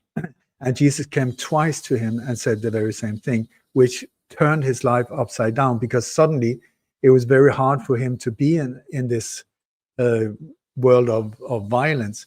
And at the same time, also, he was approached by a researcher called Joe West, who wanted to excavate JFK's body to show that there was actually mercury inside his skull, because that was the type of ammo that James Files had used when he shot JFK. At that time, Joe West was not aware that James Files was one of the killers. But anyway, Joe West was really pushing for this whole thing. He became close friends with James Files. After a long time, James Files started to trust him. And then Joe West, when he started making too much fuss, was killed. He died after an operation where there was no need to him to die at all. There was no need for that. They took him out. If you ask me, if you ask Files, if you ask anyone else, he was murdered to stop him.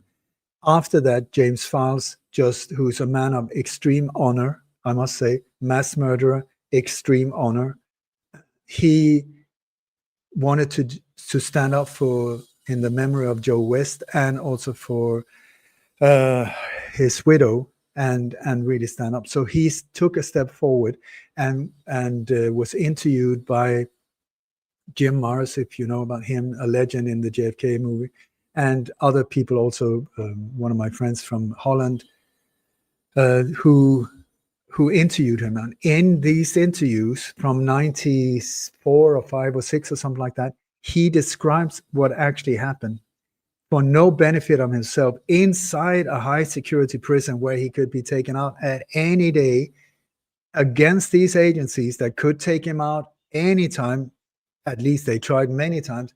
So that's when he did it. And so to start with, I heard about him in the early 2000s or something like that. To start with, it didn't make any sense to me at all.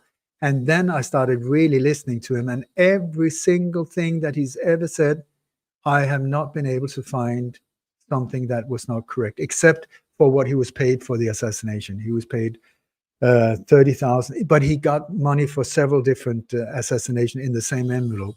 Anyway, that's the only thing. And I've been to Dallas. I've been tracking down his path, exactly how he walked and went and all of these things. And never, ever have I found anything not true. So after a few years, because nobody was listening to him, it's unbelievable. He's like this, I would say, the most important witness of modern times. If you listen to him, you will find out he was part of the Chippewa when they set up Ted Kennedy. He was the guy that drove the car into the river while E. Howard Hunt suffocated the girl, and Frank Sturgis. These three were the ones, all of them connected to Group 40 or Operation 40. They did that one. I mean, so many of them. He was also part of the Iran-Contras thing, where he was one of the pilots flying raw cocaine into the US, starting the whole crack epidemic. He was just one of them. Barry Seals was another one that is now portrayed by Tom Cruise in this movie called American Made or whatever. So James Files had no reason to do it, and he did. I started early on seeing that, oh my God, this guy is for real. So I've done everything to back him. I've got him on media shows and so on, where I put my trustworthiness on at risk but I stood up for this guy, and I still do it. He's 83 now. He's in a very bad health situation. But that guy, also people close to me have approached Donald Trump to let him speak freely, give testimonial, and but not at all. I tell you, anyone like Donald Trump in his situation, if he really wanted the truth out here, that's the guy that would get it. But it's on the exact opposite. It's just being shut down. So long answer to a short question. Let's get to another question here. And I love that answer, by the way. Let's go to unknown. Besides Alan Dulles, who I think was the main conspirator, who else do you think could have planned this? Oh my God, it's a massive operation. It is massive. And it's so compartmentalized and on so many different levels. So you can't even say that one of the main conspirators, yeah, he was a bad dude to say the least. And he was deeply, deeply involved in it. But he was one of the players on a certain level. There were so many others on. So you have to say on a street level, on a government level, on an elite level, so I can say 100% Alan Dulles, he was massively involved, yes, and so was his brother. But otherwise than that, he was not one of the main. Oh, he was important, that's for sure. So I can't really answer that question. All right, let's move on. Let's get to Joe's question here. I like this one. Ole, have you ever looked into the theory that John Wilkes Booth got away? The body they pulled out of the barn does not match John Wilkes Booth? No, I have not, but I tell you, I would not be surprised. I mean, very few things surprises me nowadays when it comes to these type of things. I know that 8 people were executed for this assassination. And so there's still a lot of fog around this.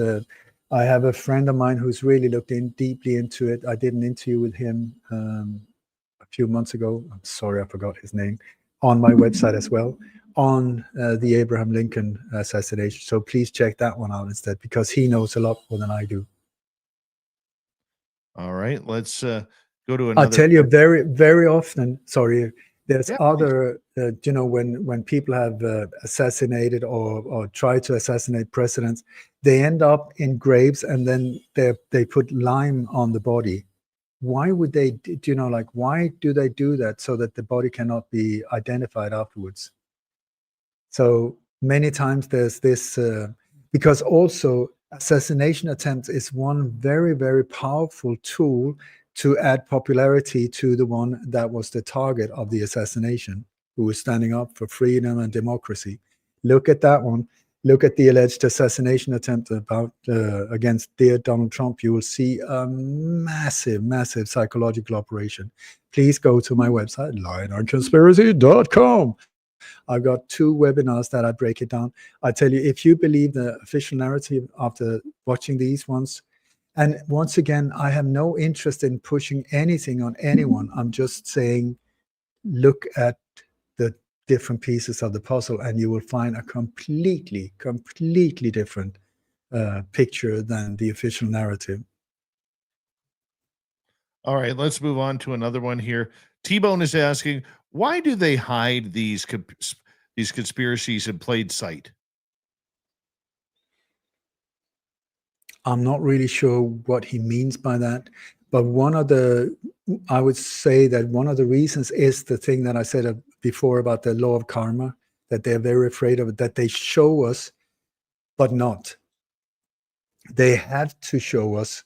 It's the same if you look at all different old stories, and it's always like evil has to show itself. Evil has to knock on the door, and then it's up. If we open the door, then we just have to blame ourselves.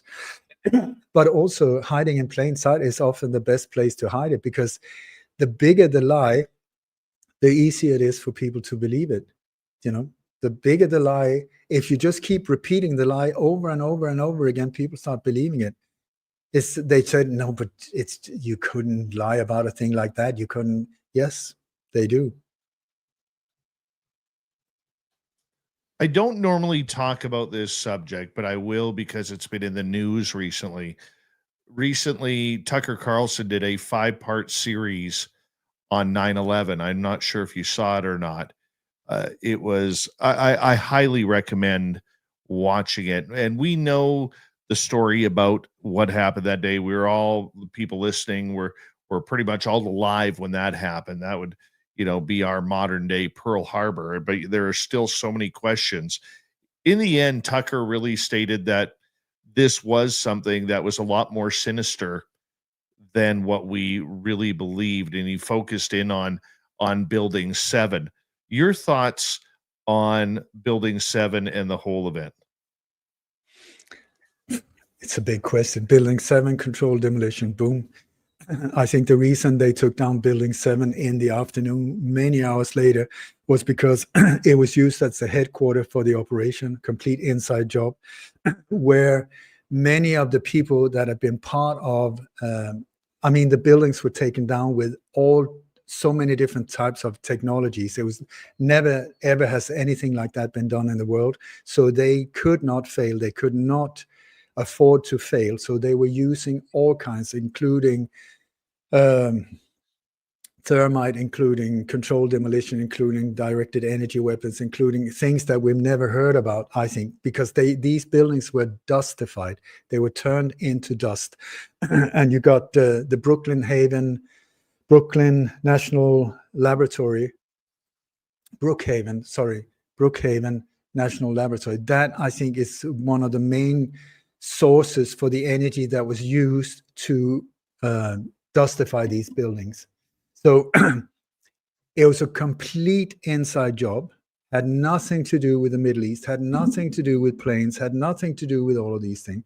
But I believe that Building 7, the people that were part of assembling the controlled demolition part of it, because they were working there for weeks on different levels, all of them, the reason we have found no whistleblowers or no one coming forward that is because I believe they were invited over to Building 7, to the headquarters where all of it was being observed from, right in front of these two, the main towers that went down.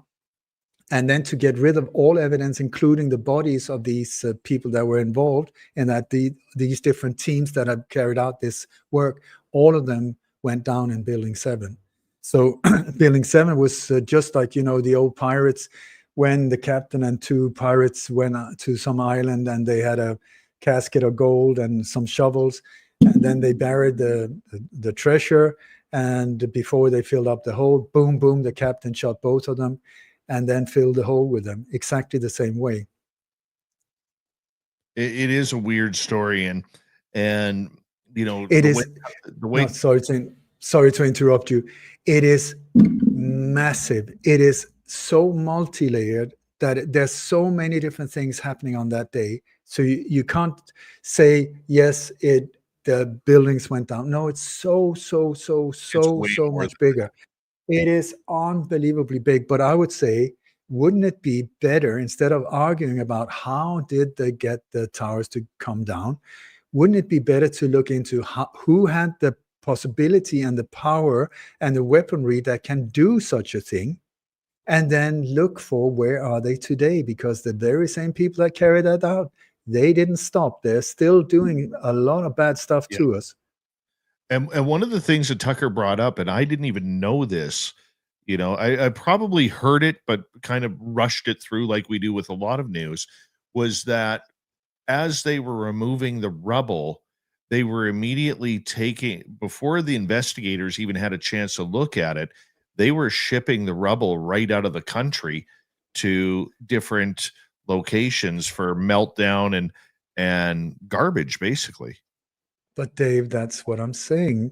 Who controls the crime scene? Who controls it? Who controls the investigation? Who controls that the police, in this case, allowed that? It was a crime scene of mass murder that the world had never seen anything like it before. And it was being shipped out before the fires were even turned out. It was chopped. Many of these pillars that was left was already through thermothermic, what is it called? cut in pieces that were perfect to put on these trailers and transported out. It was prepared to transport out all of the things that could show that something really ugly happened here, instead of the official narrative that is like a ridiculous. The whole NIST report. I tell you, Dave, okay, if you believe the official narrative with the pancake thing or the plane, that the fire from the plane did that, these buildings were constructed to take impact by earthquakes, storms, planes. Okay, so there was even a plane earlier on that hit the buildings. It hardly made a mark. So I tell you, if you take an airplane, it's made mostly of aluminum. It's mostly empty. It's got like at least two big engines of titanium, whatever, 6 ton, whatever. But otherwise than that, it's more or less an empty tube with some gas fuel, jet fuel. Otherwise than that, not a lot going on. So if you make a similar experiment, you take like a Coca-Cola can, empty it, boom, that would be more or less the same material as in the body of an airplane. You fill that with jet fuel, you turn the jet fuel on fire, the jet fuel, you take it and you smash it against a concrete wall. If that concrete wall dustifies, so the only thing that is left, not armored irons, anything like this, big steel, whatever, if it dustifies, then the official narrative makes sense. Otherwise, then that is pure BS on steroids. These buildings went down free fall speed. What does that mean? It means that there's no friction whatsoever. If you have a pancake thing, it will go boom and then slower, slower, slower because of friction. Here we see, had you dropped a bowling ball from the top, it would have landed at the very same speed as the building. The buildings were dustified. They became dust. How is that possible? Where all the furniture, all the telephones, all the office chairs, all the cabinets, file cabinets, the clothes, all of it were dustified. Who can do something like that? Who has the weaponry? Who has the technology that can do anything like that? And you will see it's very, very, very, very few, if more than one, that can accomplish it.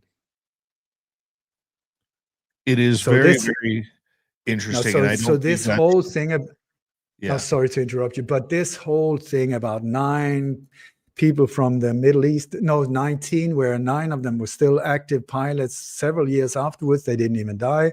And like that none of they learned to fly with a VHS cassette, come on. It's sort of like, many years ago, I was sitting in this very chair, and my daughter, who was at that time 4 years old, she came running in and she said, "Hi, Dad, what are you doing?" And I was watching the towers go down. I was re-watching it for the 1,000th time or something. And I said, "I'm doing adult stuff." And she said, "Tell me." So I explained to her the official narrative of how these 2 buildings went down. And she looked at me, she said, "Dad, I'm a child. I'm not stupid. Why are you lying to me?" So I'm telling you, that is the mind of a 4-year-old, but not sort of messed up in their mind of how to think or whatever. She just thought, no, that's not possible. And then she went off playing. And here we are 20, I don't know how many years later, and people are still, was it this or was it that? No, it's like, come on. Mind, like when people are talking about brainwashing, I think that's a very healthy thing. Wash our brains. It's been so packed with crap. We need to rinse it, give it a really good rinse, let go of all of the things that has just blocked up there as concrete, and start making it work again. Brainwashing, they hijacked that word. I think it's a beautiful word, because we need to get back to like logical seeing, like just because somebody in a white robe tells you stuff, question it. Ole Dammegard, everybody. We're definitely going to look to bring him back on again. So interesting. Thank you, Ole. Thank you. Swamp Dweller kicks off hour 3 next. You're listening to Spaced Out Radio with your host, Dave Scott.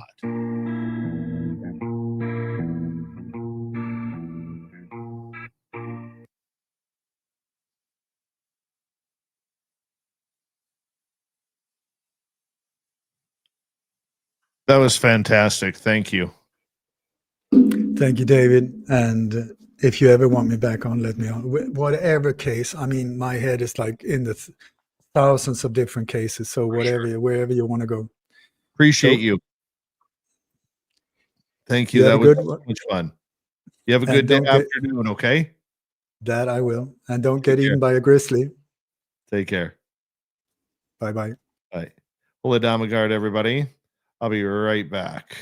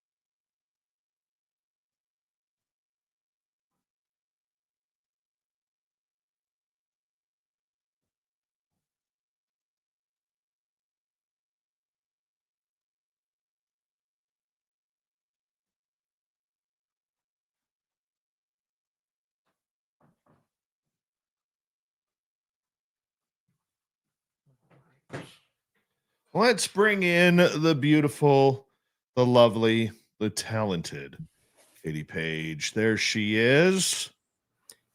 Good morning, good afternoon, or good evening, depending on where you are. Right. Good to have you here. It's nice to be here. I put up a video on TikTok and it accidentally loaded twice of the snow that was falling the other day. It was like a freaking blizzard here. I happened to catch that. It's got like 30,000 views. Isn't that something? I'm like, where the hell did this come from? You know, Lately, I've been watching videos that get like millions of views, and they're of people playing instruments to animals, to cows. I just watched the orchestra playing orchestra music to the giraffes at the Denver Zoo. I like that. I know. And they get millions of views. People like me are like, wow, this is fascinating. Fascinating. Totally. Totally. All right. We got about 40 seconds. Big thank you to Jenny Whitebear and her great return to our chat room. It's been months. Sally Elka, Pam Harris, T-Bone, gifting 5 memberships. And Kimberly, thank you very much for your love and support. Love it. Very much appreciate it. And yeah, we get to play Katie's song tonight. Yes, we do. Thurston Howell III, how's Lovey? Give us an update. Yeah, it's all melted now, by the way, the snow, that is. Here we go.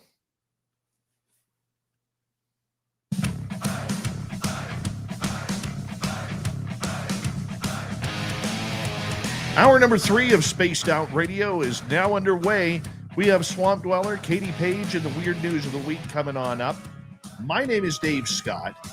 I'm happy to be here. I love talking these topics to you each and every night, and I hope it makes you scratch your head and say, every now and again. Hi to everyone listening in on our terrestrial affiliates around North America, digitally on every major podcast network. Our website, spacedoutradio.com. We have a plethora of features for you. Rock out to Bumblefoot, read the news wire, check out our swag as well.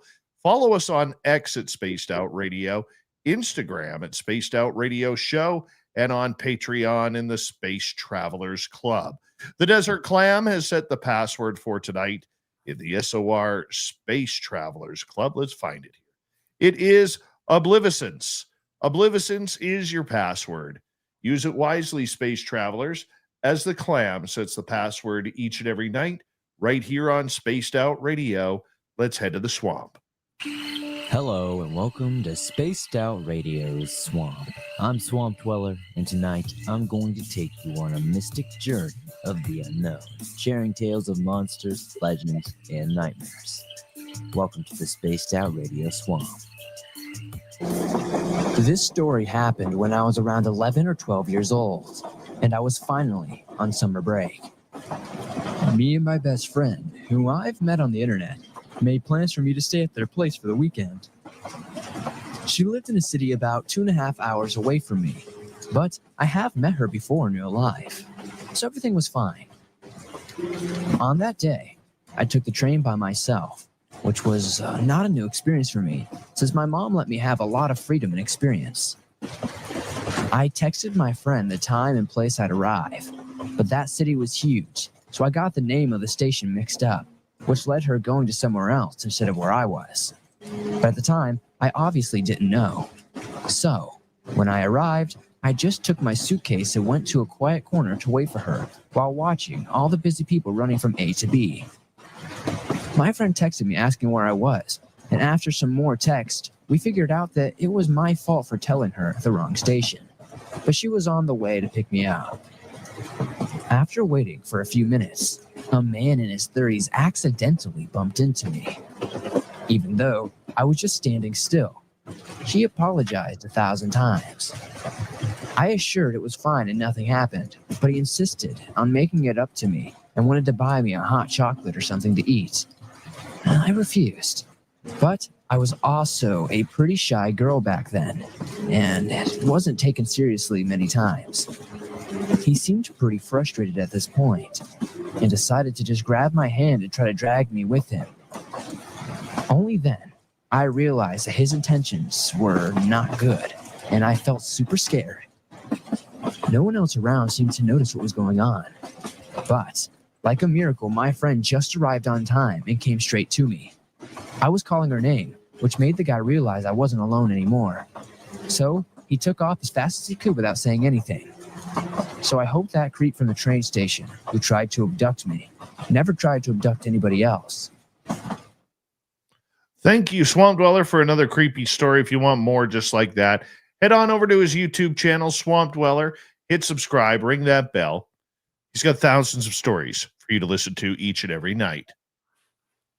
It's that time of the night. I love it when I get to play this. Here's Katie Page. From the Rocky Mountains, here comes Katie Page. Only on Space Out Radio. He'll creep us, yeah, it's time for Neon SORs encounters.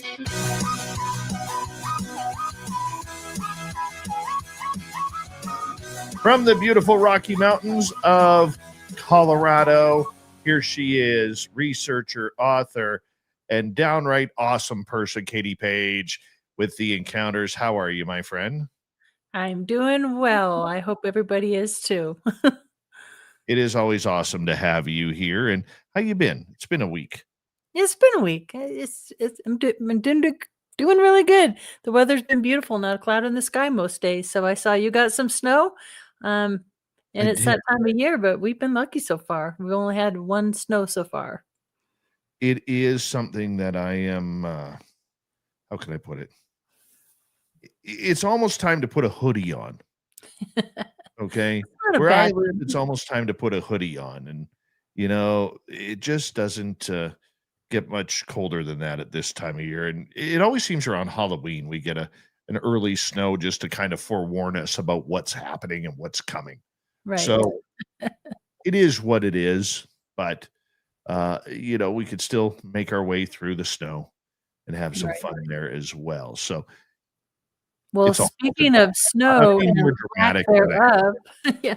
Speaking of snow and that, because literally the snow is melted. It's already melted.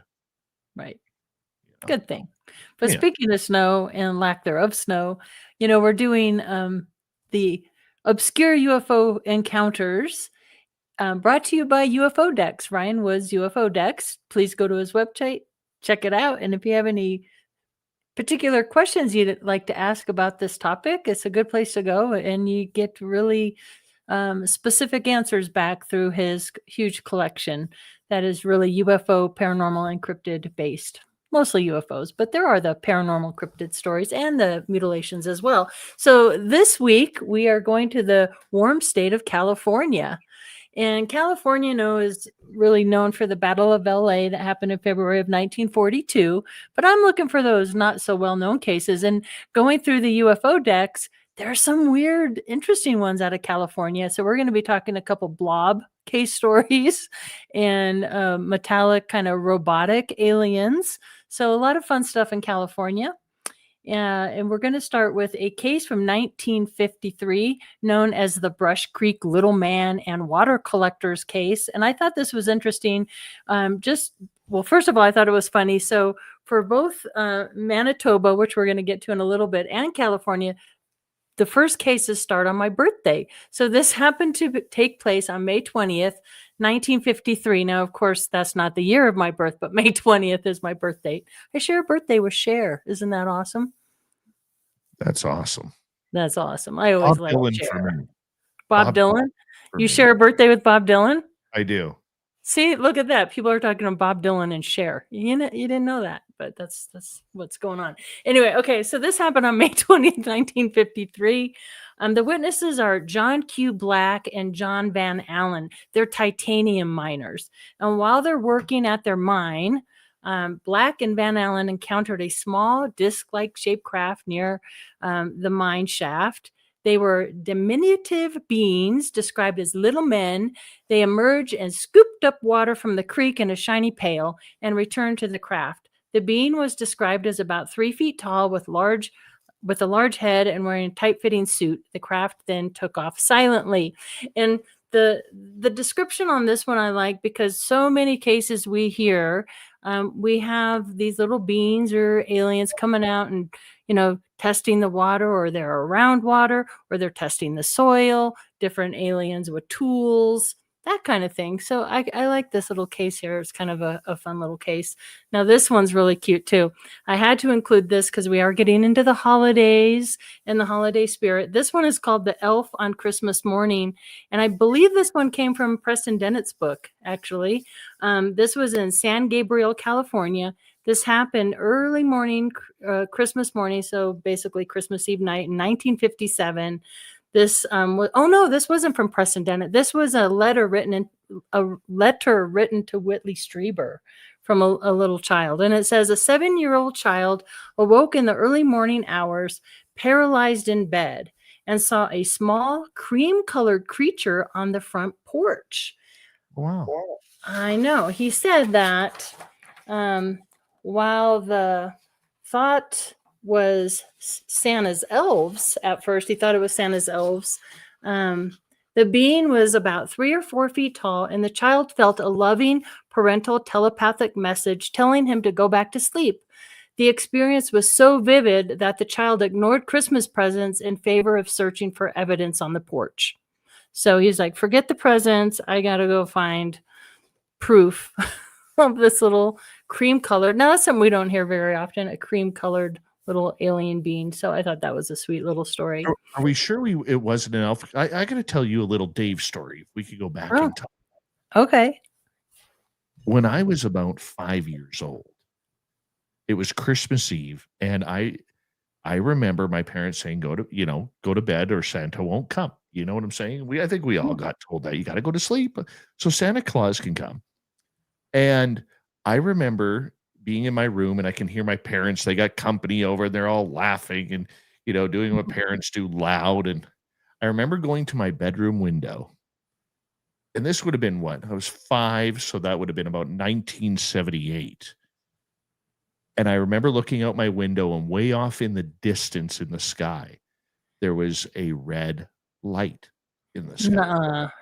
And now, logically, it was probably an airplane coming out of Vancouver, because I lived east of Vancouver, and the flight line going east was kind of along that route. Okay. But in my mind, that was Rudolph's nose. Yes, of course. And I actually remember to this day, I remember having a panic attack that I wasn't asleep, and here's Santa's flying by. And I'm going to miss it because I'm not going to get any gifts because I'm not asleep. Oh, no. And I was just like, oh, my goodness. Yes, I know what this kid is feeling like in wanting to investigate. That's why I love this story, because whether you celebrate Christmas or not, we all remember that feeling when you're a child and you're so excited either about a family trip or a party or Christmas or whatever celebration you celebrate. That childlike wonder is just kind of what I got brought to when I read this little tiny case here. I'm like, oh, how cute is that? So yeah, I wish we can still have those feelings, but it's kind of sucky being an adult, isn't it? No, Anyway. I'll be honest with you. I have refused. I'm 52, and I have refused to give up on Santa Claus. That's good. I refuse. I You know absolutely. what they say about Albert Einstein? They studied his brain, and parts of his brain were very childlike. He retained that childhood wonder of discovery. And I think that's important that we all hold on to any ounce of that we can have, any laughter, any joy, any wonder, especially now in this crazy world we're living in. So good for you, Dave. Good for you. We're doing that. Well, speaking of childhood wonder, robots, right? I love the robots because of Tubi Guy and Rocky Mountain Ranch. So I'm always looking for correlating cases to that. But this one's called the Cisco Grove Robot Encounter. This was in Cisco Grove near Truckee, California, September 4th and 5th, 1964. It says, while bow hunting with friends, Donald became lost in the woods and decided to spend the night in a tree for safety. So I'm assuming he meant like one of those tree hammocks, perhaps. I don't think he just like crawled up there and stayed in the tree. I don't know, maybe in the 60s. I don't know. Anyway, as darkness fell, he observed a strange light maneuvering through the forest. The light approached, revealing itself in a domed metallic object. What followed was a night of terror. Uh-oh. He was besieged by a group of bizarre entities, including 2 humanoid robot figures with glowing eyes and a smaller, more organic-looking being. So they were together, which is interesting because that's the same thing that's reported at the ranch. The robots attempted to gas him out of the tree with a vapor emitted from their mouths. Have you ever heard of any such a thing like this? And Nope. reported losing consciousness, and he reported losing consciousness multiple times. He defended himself by throwing objects and even setting his own clothes on fire to ward off the entities. The ordeal lasted until dawn, after which the beings and the craft departed. And there he was, stark naked with burned clothing. And I mean, I've never heard of such a thing. That is really interesting case. That is very, very eerie. Yeah, that's eerie. And then after that one, so right after that in 1970s, in the early 70s in the Semi Valley, this one's called the Hairy Robot and Triangular UFO. So this happened October 1st, early 1970s. The exact year isn't specified. But the witnesses observed a huge, hairy, robot-like creature walking mechanically with its hands upraised and a large rounded head, and an egg-shaped UFO, there's that egg-shaped UFO again, was also seen during a thunderstorm, and imprints were found in the area. That's interesting. The UFO was described as a triangular object, and that's also fascinating because when we think of there was an egg-shaped, egg-shaped UFO, and then it's described as a triangular craft. So was there 2 craft? I don't know. I just noticed that right now. That's kind of interesting. But with the triangular craft, I don't hear a lot of abductions with triangular craft. Do you? No, they seem to be more observers. Yeah, I agree. I mean, I know there's a few, but it's less common. Anyway, so this triangular object was 30 by 50 feet. Maybe the egg-shaped craft came out of the triangle one. I don't know. With an 8-foot hose dangling from the bottom and a clear bubble on top. Well, the hose is interesting because in the Snippy case, there was a sighting of a craft that had this like a hose coming from it as well. So you do see that from time to time. Also kind of rare. So those two kind of went together. Now we're going to get into these blob creatures. The Dapple Gray Lane blob encounter from Palos Verdes in 1970s again. The Dapple Gray Lane, Palos Verdes, California. John Hodges. Now this is an interesting question for you. He was a UFO investigator that experienced this. Do you think that makes him more credible or less credible, or it doesn't matter? Tough one to say. I know. I kind of agree. I'm like, I don't know. Anyway, so John Hodges, who is a UFO investigator, experienced a bizarre encounter near his home in Palos Verdes. While driving late at night, he and a friend saw 2 blob-like creatures in the road. These entities were described as amorphous, so just a blob, semi-transparent, and glowing with a bluish light. As Hodges approached, the blob seemed to project a vision or hologram into his mind, showing him scenes of environmental destruction and warning him about humanity's future. We hear that a lot. The experience was so strange that Hodges initially doubted his own sanity, but the physical effects, including, what were the physical effects? Sense of paralysis and missing time, convinced him something extraordinary had occurred. So that same message that we hear, and we've heard this for decades now, take care of our planet, doom and gloom's coming, 3-Eye Atlas. Wasn't it supposed to be close today, like the closest it's going to be? I thought maybe we'd get a big landing. I'm a little disappointed. We should kind of talk about that for a quick second here. I'm disappointed. Okay. All of the fake video and photographs coming up that this is a UFO. I want to believe. You know me. I want to believe that this is a UFO.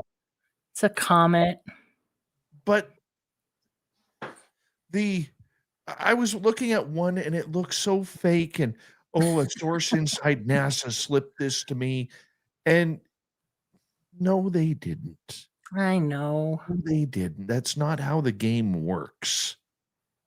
You know, and I'm like you. I want to believe too. I want something to come land. How finally, yay! No, it's a comet. And what disturbs me though is just all the hype around it and all the disinformation and I don't know. It's gonna be I nuts. blame NASA. I blame NASA for being stupid again. I do. Yeah. All right. All right. Yeah. So anyway, all right. So then another blob entity. So I haven't heard very many of these blob entities. So I thought it was interesting that we had a couple, and this is actually, it says this is in the same area, which is also fascinating. The Palos Verdes underwater base. So there's a supposed underwater base. So maybe these blob entities are living under this base near the Santa Catalina Canal off the coast of Southern California. It says this is multiple witnesses and this is still ongoing. I had not heard of this before. Numerous witnesses, including military personnel, have reported seeing UFOs entering and exiting the ocean, as well as these glowing blob entities, both in the water and on the land. Some reports describe these entities as jellyfish-like and resembling living plasma. There are persistent rumors of underwater bases in the area supported by sonar anomalies and repeated sightings. Now, this reminded me of these sightings that are going on both coasts here of these lights under the water, under our oceans. And there's multiple lights. Have you seen this, Dave? These reports? I have not seen this encounter. No, this is new to me.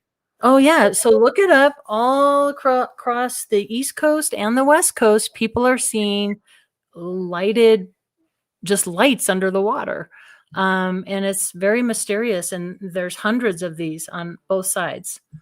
So this is what that reminded me of. And this is ongoing right now. What if you're in Canada and you have 3 oceans? Yeah. I wonder if you're seeing it out there as well. Have you been watching the news lately? We don't watch it much here either. The news doesn't report anything on UFOs. That's true. That is true. Okay, do we have time for one more California case here? 2 minutes. We got 2 minutes. Gosh. Okay, 2 minutes. Okay, we'll do the Panorama City, the Floating Grays abduction of 1974.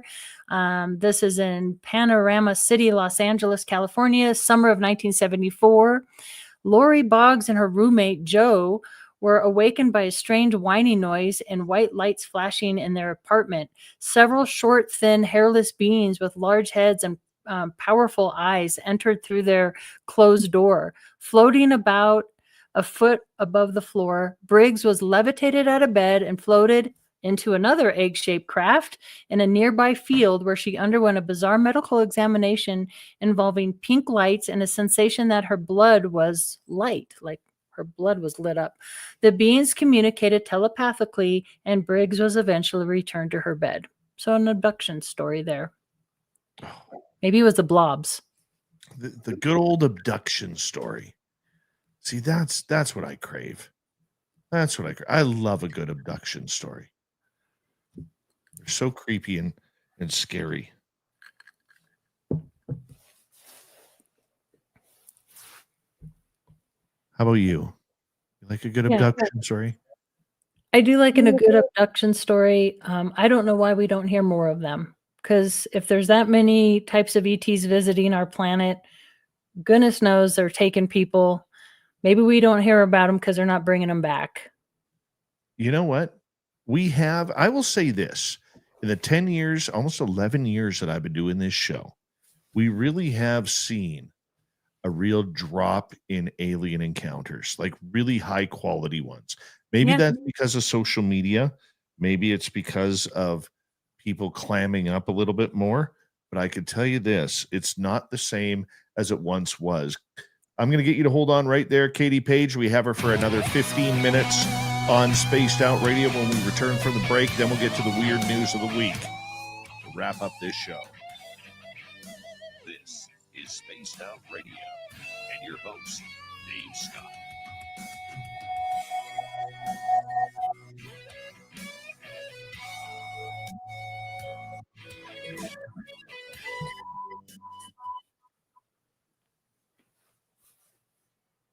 Big fan of yours, Katie Page.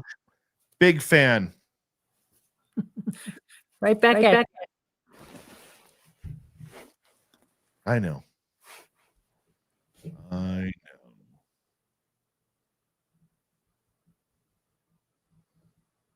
We got 5 minutes. you. All right. All right. I think your segment's way better than my Dave 101. I really do. I don't know about that. No, it is. An echo going on. Echo, echo, echo. Yeah, I noticed that. I don't know where it's coming from. That's wild. Let me turn down my sound. Yeah. Right now, Test 1, 2. it just started. My house has been unusually quiet lately. I was gifted a clearing, because people are concerned about the time I spend at the Rocky Mountain Ranch. So I was gifted a clearing. It took 5 hours. It was from a wonderful woman in Mexico who did this thing online. And ever since then, it's been quiet. So I think she's good at what she does. And part of me is like, bring him back. Isn't that horrible to say? But it's like kind of weird. It's quiet. Yeah. I've been going between you and me and our audience. I've been going a little stir crazy that I haven't been able to get up to Flight 21. Oh. Because I won't go up there alone. It's too Smart. dangerous. Especially this time of year. Like, this is the danger time of year up there. Not because of weather, but because of the animals. Yeah. And not being able to go up there as frequently as I was. It's been very difficult for me.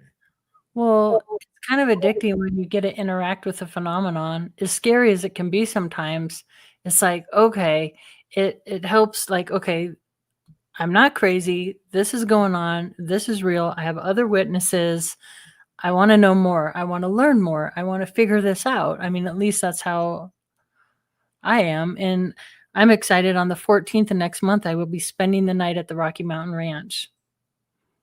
We're going to be doing some experiments. Trey Hudson told me some experiments to do. So we're going to be doing that, and I'll report back to you what happens. Right? Yeah. Be interesting. I got a beautiful email today from one of our listeners, Graham in the UK, because I've been battling my depression pretty hard lately. So he says, I should read this for the entire audience. Just a quick email from the distant UK to wish you the best of health and hope you can find the strength to get back to your old self and your family. We're all sorry that you're struggling. You haven't sounded yourself for a little while, and kudos for you for talking about it to us complete strangers. We're all behind you and rooting for you, mate. Thank you for making my working hours more tolerant by listening to your great shows. I love the way it feels like we are just sitting around a bar table, chewing the fat, and really appreciate all the time and effort you and your team put into every second of Spaced Out Radio. Sorry for taking up your spare time. Keep the battling away, mate. Warm regards, Graham. Graham, tip of the cap to you, my friend. Tip of the cap.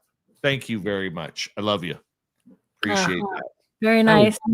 Dave, you're not alone. So many of us are battling that right now. I don't know if it's the energy, what we're all going through. Something's shifting. We're all feeling it. It's a tough time.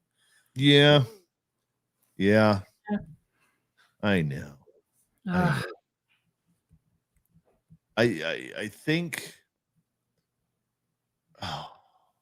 I'm getting better. I'm feeling more energy coming through.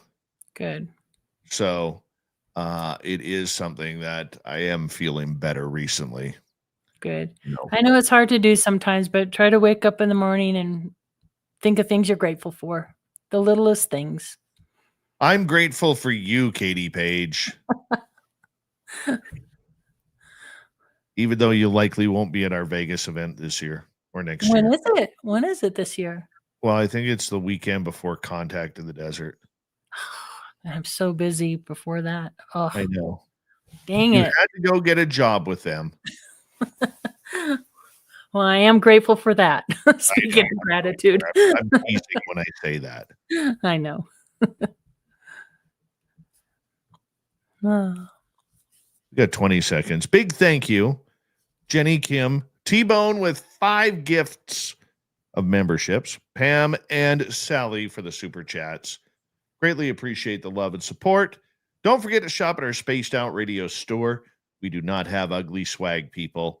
No ugly swag, so check it on out.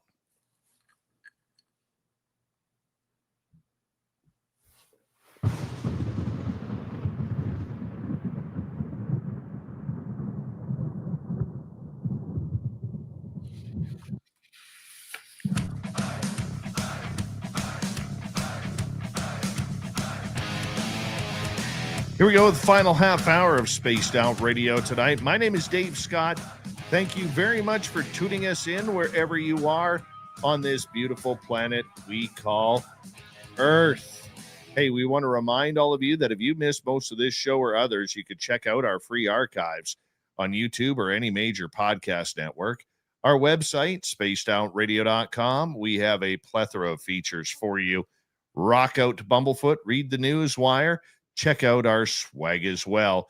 You can follow us on X at Spaced Out Radio, Instagram at Spaced Out Radio Show, and on Patreon in the Space Travelers Club. Here we go. Katie Page on the big show with the encounters tonight. And we always appreciate it when Katie drops on by each and every week to hang on out with us. Thank you, Katie, for being here. Thank you. All right, we got a few more for California, and then we're going to go into Manitoba.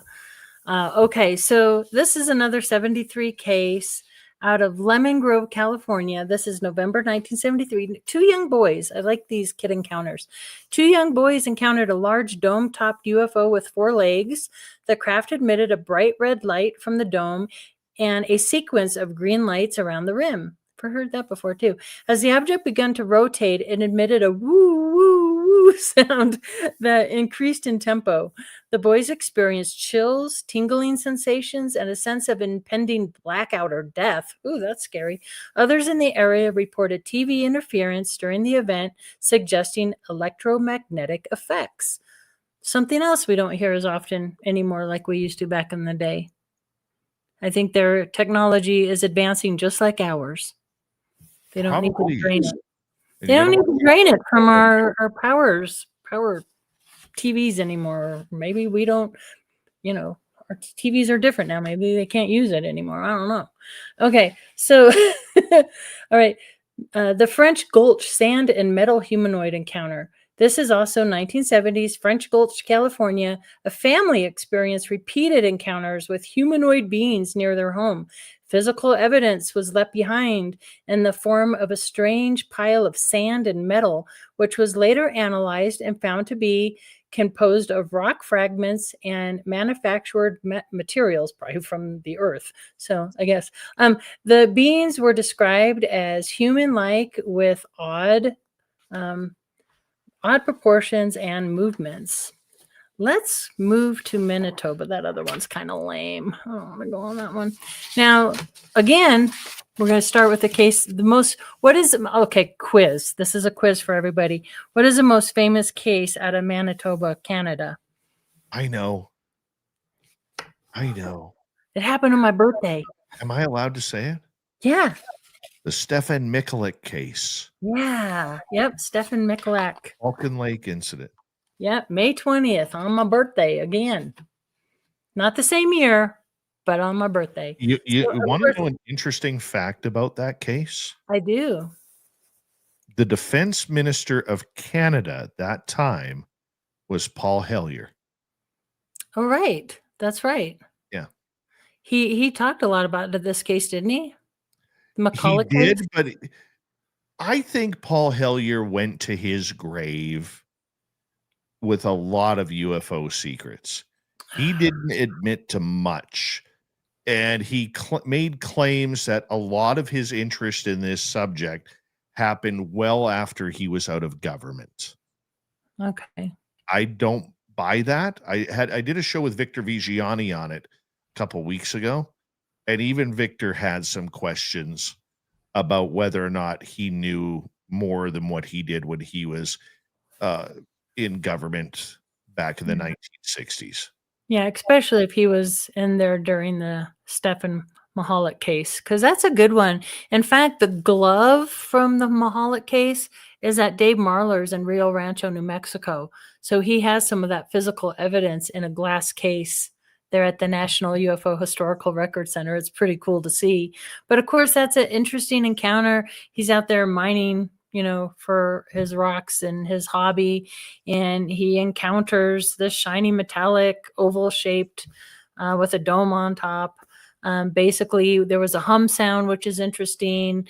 He got the grid pattern burn, so there's a lot of physical evidence in that case. The sulfur smell, he was dizzy, he was sick. I think that's one of the better cases out there. But again, we're looking at the UFOdex.com to try to find those more obscure cases. I can't talk about Manitoba without talking about your lake monsters. I'm sure you're very familiar with your lake monsters. Are those still ongoing out there? Yeah. The Manipogo and the Winnepogo? Is that what they're called? Yes, they are. And they're still being reported. Apparently so. Wow. Canada, believe it or not, has a plethora of lake monsters. Like in British Columbia here alone, I believe there's about 9 or 10. Really? The largest one, of course, the Ogopogo. Then you have the Canham Lake Monster, the Thetis Lake Monster. A few of these are on Vancouver Island, which would make sense because obviously with the Vancouver Island being surrounded by Pacific Ocean, you would think that maybe back in a long time ago that some of these creatures maybe got stuck in these waterways and then eventually adapted to fresh water, or maybe there's water caves that go through that they can travel through. But yeah, in British Columbia, I think it has like 9 or 10. Yeah, it makes sense to me. Why not? Yeah, crazy. We're discovering things every day. Things are going extinct every day and new things are being discovered every day. So why not a big, scary water monster? Okay, so this is one out of the Snow Lake. Do you know where Snow Lake is? In Manitoba, no. Okay, this is in the 1960s. This is a couple witnesses, and she did a newspaper article, and she calls it the sighting of a lifetime in her 15 minutes of fame, which is kind of funny. And because her 15 minutes of fame was from the newspaper article. But while returning from Flin Flon, is that right? Is that a town? Flin Flon, to Snow Lake one evening with her neighbor, Linda, they witnessed strange lights on the highway. She later described the event in her article titled Unidentified Objects Baffle Snow Lakers. For 3 nights, residents saw a fast-moving object in the southwest sky around 5:30 p.m. It's pretty early, visible for nearly half an hour. On the one night, just past Cranberry, she and Linda saw a green light appear, vanish, then reappear closer, an oval glowing object about 20 feet wide, hovering just above the road and casting a yellow light. When they signaled with their headlights, it rotated but didn't retreat. Terrified, they backed up repeatedly as the light followed them. Finally, it faded away near Cranberry's lights. When they reached the Simon House Road, they realized they had half an hour of missing time. So this thing was like pacing their car. Again, very similar to an encounter out there in the San Luis Valley where Harry King was being paced by a UFO. Stopped, started, that kind of thing. So that's kind of crazy. Now, this is a recent case in 2024 in Winnipeg River, Fort Alexander glowing orb video. And this went viral. These were very bright. They described them as 2 as bright as the sun type orbs. I thought I printed a picture, but maybe I left it downstairs. Oh, no, I have it. But it looks like 2 suns right there on the horizon. And what's interesting about this report, the people that claim to have taken this photo claim to be quite the skeptics. and really poo-pooed UFOs in general until they had this encounter, and they ruled out everything they could think of, and it was left a mystery. And this was just recently in 2024 over there by the Winnipeg River. Did you ever see that photo there? I did not. Yeah. So that's an interesting one. And then I know how much time we have. Maybe You gotta 5 go 1 minutes. minute. Oh, 1 minute. Well, we're going to have to save Charlie Red Star for later. That's Grant Cameron's book. Oh, yes. And that, of course, was a fascinating case. So let's save that for another time. We'll do Charlie Red Star another time. I love it. Because that's a good case. Katie, thank you again for coming back on Spaced Out Radio with the Encounters. Tell everybody where they can find your YouTube channel. At Rocky Mountain Ranch Research with Katie Page. That's why you're the best right there. Just nailing that down right there on your YouTube channel, Rocky Mountain Ranch Research with Katie Page. She joins us each and every week for the Encounters. Thank you, Katie. It's time for the weird news of the week. As God is my witness, I thought turkeys could fly. Ladies and gentlemen, here is the latest bulletin from the Intercontinental Radio News. Loud noises! I am good at things, fighting and reading the news. It's time once again for Spaced Out Radio's Weird News of the Week. Well, if you're a fan of Texas Tech college football, please do not throw the tortillas anymore. Okay, apparently this got the team in trouble. Yes, Texas Tech is banning the throwing of all tortillas by fans on kickoffs after the 14th ranked football team was penalized twice and fined for objects being thrown onto the field in their most recent home game. Athletic Director Kirby Hocutt said Monday the fans entering the stadium would be instructed to discard their tortillas, and there would be reminders before kickoff for anyone who took tortillas in and gave them to give them to stadium workers in order for them to be thrown away. Anyone caught throwing tortillas would have their ticket privileges revoked from the rest of the academic year, according to that's all across sports, according to Hocutt. The announcement came a little more than a week after the Red Raiders were given 2 unsportsmanlike conduct penalties after kickoffs in a 42-17 win over Kansas. Oklahoma State visits this Saturday.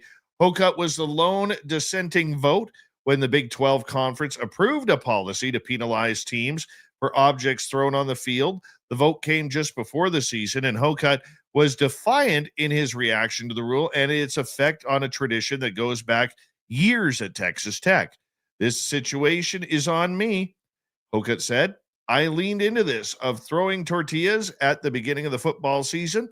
Now I must ask everyone to stop, and I must ask our staff to enforce this on game day. Now, Coach Joey McGuire had some harsh words for the fans after the game against the Jayhawks, but said while sitting alongside Hocutt at the coach's regular Monday meeting with reporters that he also had encouraged fans to continue throwing tortillas, but only on opening kickoff. The Big 12 rule states that officials will issue a warning for a first offense and assess 15-yard penalties thereafter. I leaned into it also, McGuire said. I believe in tradition. The tortillas aren't hurting anybody. A tortilla has never hurt anybody in the world. The beautiful part of college sports, and this coming from a Canadian where our universities up here have very little tradition, but in the U.S., tradition in college sports is everything. It is.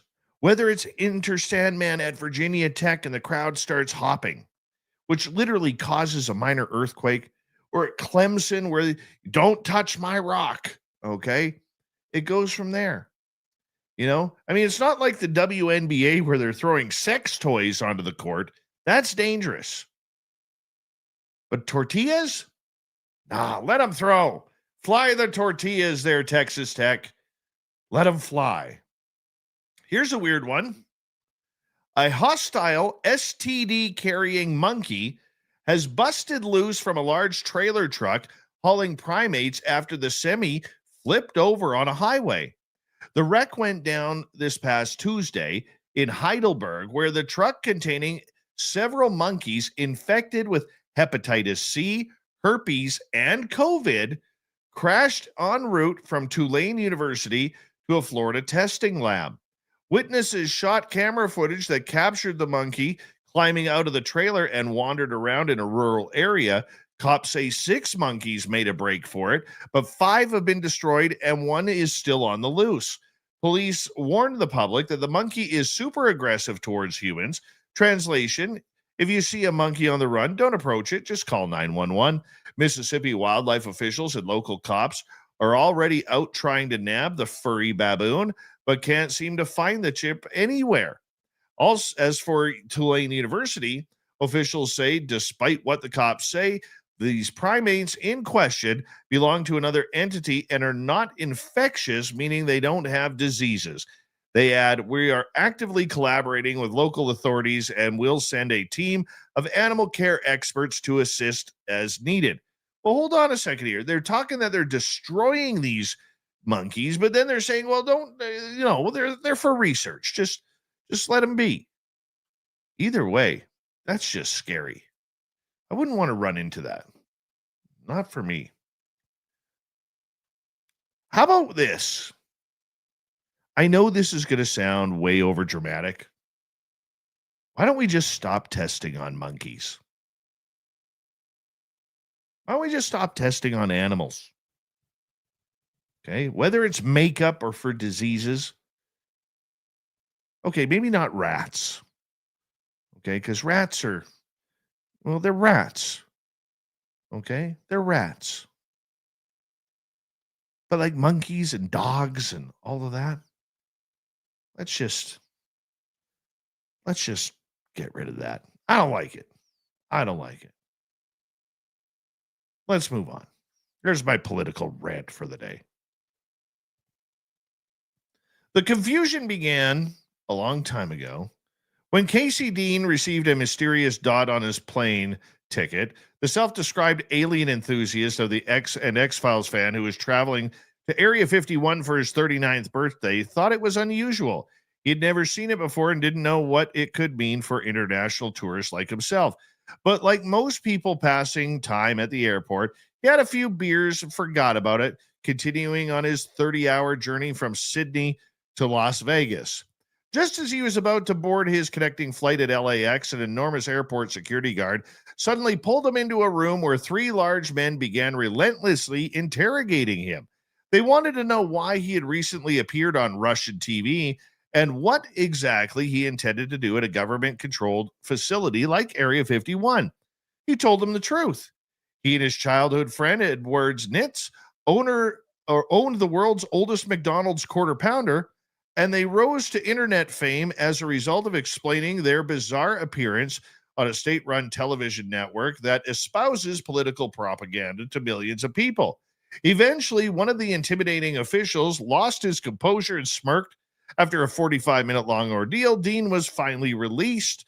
Yeah, they realized that I'm legitimately just a drunk Aussie going to see his family at Area 51, who happens to have custody of the world's oldest burger, he said matter-of-factly. Since then, the burger in question has traveled throughout the continent and been showcased extensively on local news outlets, even catching the attention of visibly disturbed Joe Rogan.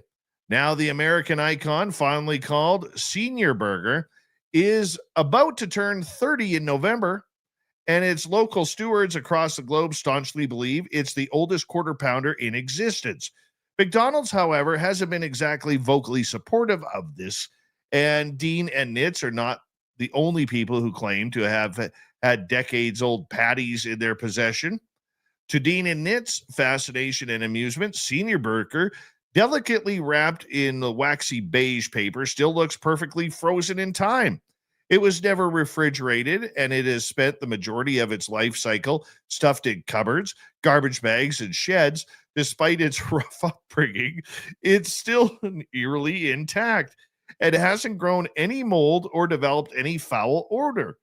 Dean says he wasn't kidding. Even though the burger and I are almost the exact same age, it's arguably in much better condition, the man says. The only thing that happens is it's shrunk in size. Nitz tells me one day over a video call, it's no longer looking like a hamburger, he continued. It's no longer food. It just looks like artwork. He added, explaining that he'd love for it to be in a gallery one day. At a glance, he and his accomplice looked like they could pass off as outsider artists themselves.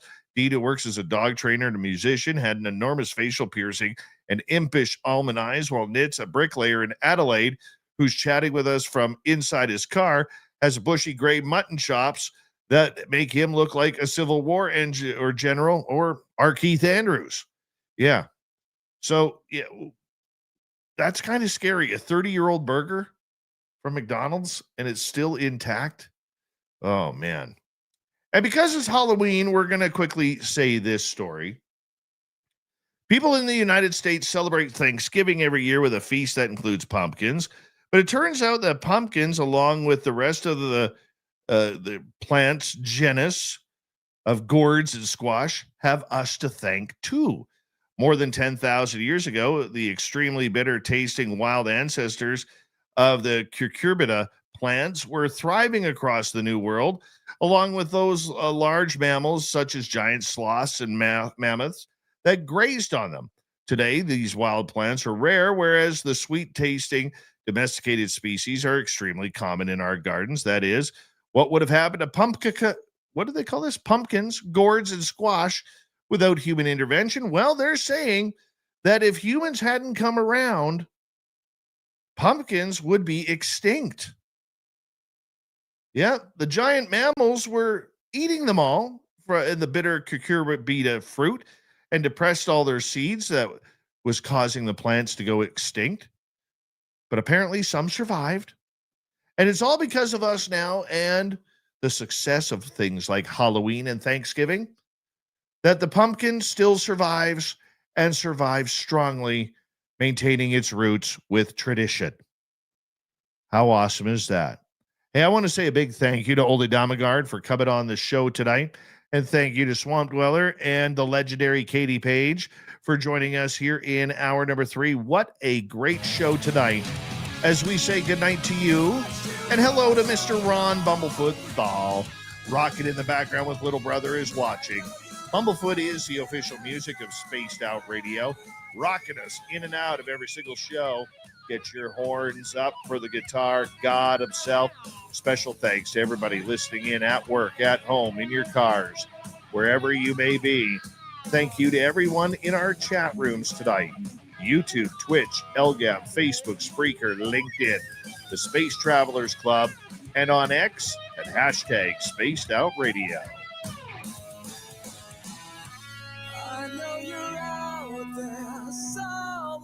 Remember, this show is copyright by Spaced Out Radio and Bigfoot Broadcasting Limited.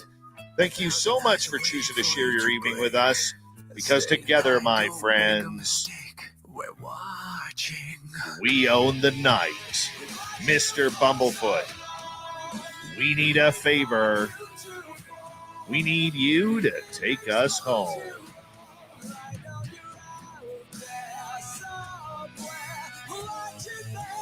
Yes, the Woo train has docked for the night.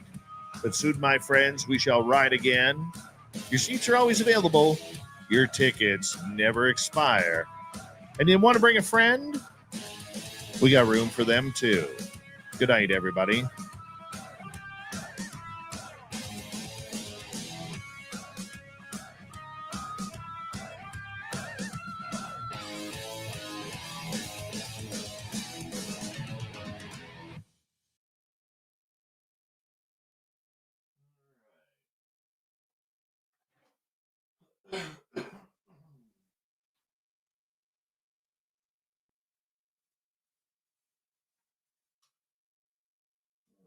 Right there. That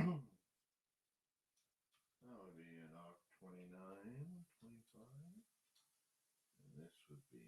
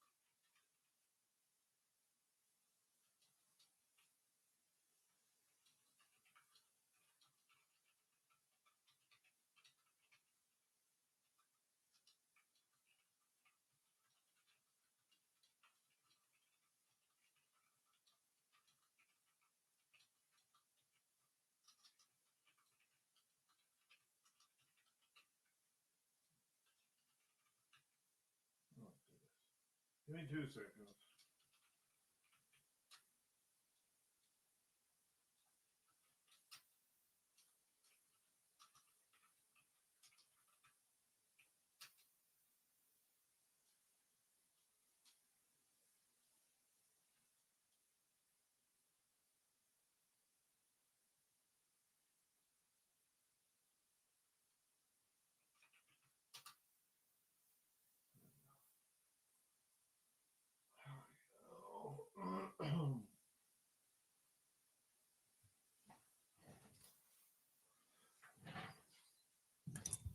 You know what I love? You know what I love? I'm going to tell you what I love. Outside of Nicole Sackage being number one. Come on, move over. I love it when I have a guest on that somebody doesn't like, and then immediately my show is terrible, slipping away. Guest is bottom of the barrel wherever you found this person. Yeah, I love people like that. Your judgment is slipping, my friend. I am told on X. Tonight's guest was the bottom of the barrel scammer. Wherever you found this clown, unbelievable. You know, let me tell you something about our new listeners. Our veteran listeners will actually understand this. Hi, Cat Chaser. So it's nothing broken to them. My job is not to influence you on what you are to believe or not to believe. Okay? My job is to bring people in, and you have a choice whether or not you want to believe them or not. And if you don't believe them, you know what? That's fine. That's okay. But you don't have to give, cheap shots to me. Right? You don't. Okay? If you got a big issue, hit me up privately. You know? My God. I mean, do I have to clear all my guests through this person now on X? Hey, is this one okay? Am I allowed to interview that person? I don't know. It happens every time we have like conspiracy theorists or flat earthers on, and we don't do a lot of those shows. We don't. We don't do a lot of those shows because, and it's not because of the medium or that we edit what we do or anything controversial like that. That's not the case whatsoever. The reason why we don't is literally because of the algorithms.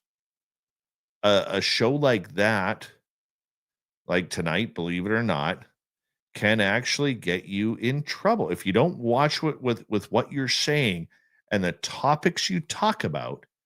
It can, the way social media is today, which is hypersensitive. Okay, a show like that could literally get your channel a strike. And if you get 3 strikes within 90 days, you literally get your channel banned. So I saw a lot of your questions out there. Okay, but there are certain topics that you're not supposed to talk about if you want your channel to survive. Now, on the radio side, I have no problem going down that road. Radio can be controversial without being anything. And it's not a matter of I'm going to watch what I say here because I'm probably going to say it incorrectly. Okay? It's not a matter of freedom of speech. It's a matter of freedom of topic. And the problem that you have when you get into some of these conspiracy theories is some people who speak about this, they lambaste the truth a little bit more than what is necessary. They're not looking for facts. They're looking to cash in on emotion, which has caused a lot of trouble for many outlets that fearmonger or that present evidence that may not be true. Okay.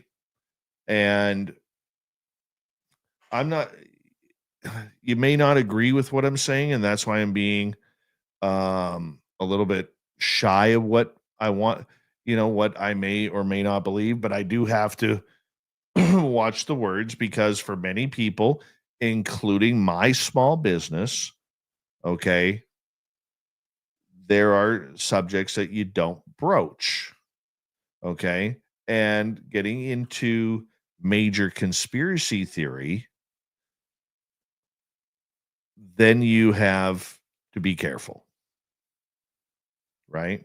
That's why I don't want jab talk. That's why I don't want Sandy Hook or whatever other type of conspiracies you the listener may have interest in. It's because I'm trying to find a balance between talking about these subjects and trying to bring them to you so that way it doesn't affect my business. But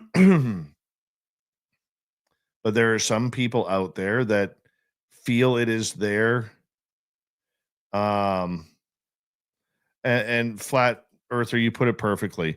On YouTube, your speech rights are not constitutional rights, they're contractual rights. You agree to their rules. And that is completely true. All right, we are using a private company's platform to broadcast our show. YouTube is not a public governmental forum that you can say what you want, how you want in a free speech attitude. Okay, I remember when I started, what the hell's going on here? Hold on. I remember when I started watching YouTube for the first time. Okay, it was they had, before Google bought YouTube, YouTube was like Rumble. They played everything. And I remember, going back in the day where we needed news stories and we were hearing all these horrible news stories coming out of the Middle East. And you'd go on YouTube and you'd watch the video and you'd be like, oh my God. Right? And that's where you got your news from. And then you could report on it. But now you don't see those images. You don't see that stuff on YouTube anymore because they've, lack of a better term, they've whitewashed it. And so, but that's their priority, right? And they're allowed to do that as a private entity. And you got to play within their rules. You don't, unfortunately, have a choice. And the platform is too big to be able to say, no, YouTube, my 30,000 subscribers are way more powerful than you. Can't do that. Right? And like I said, I'm not saying I agree with it, but I understand the wording of it. Right?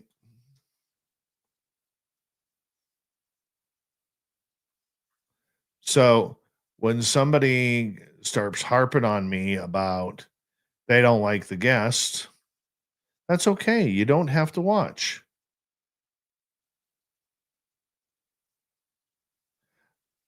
Dogfather, who is complaining on X, you were talking about journalism slipping into infotainment earlier tonight on your show, and you've just done it yourself. My show is entertainment. What do you not get about that? My show is entertainment. Yes. Hard to believe, but it's entertainment. All right? That's what it's about. I don't get, if you have your thoughts, you're more than welcome to have your thoughts. I'm okay with that. Okay? Infotainment in news, I could tell you right now, my news director, I remember asking my news director, one of the biggest pricks I've ever met. And every week he had his hiring and firing list. And thankfully, I never got the firing. But I remember him saying to me point blank, this was in 2001. He said to me, David, he goes, thank you, Cat Chaser, by the way. He goes, people don't want hard news anymore. They're done with city hall meetings. They're done with council meetings. They're done with political stuff. They want entertainment. And the newsroom is shifting. The newsroom is shifting from news to infotainment. Realistically, infotainment started around 1994 with the O.J. Simpson trial. CNN really brought that in. And they were getting massive ratings over the O.J. Simpson trial. Hey, God moderator, how you doing?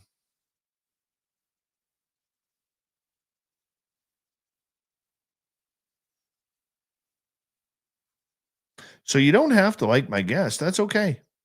I'm all through that. Okay? But when you don't like a guest, okay?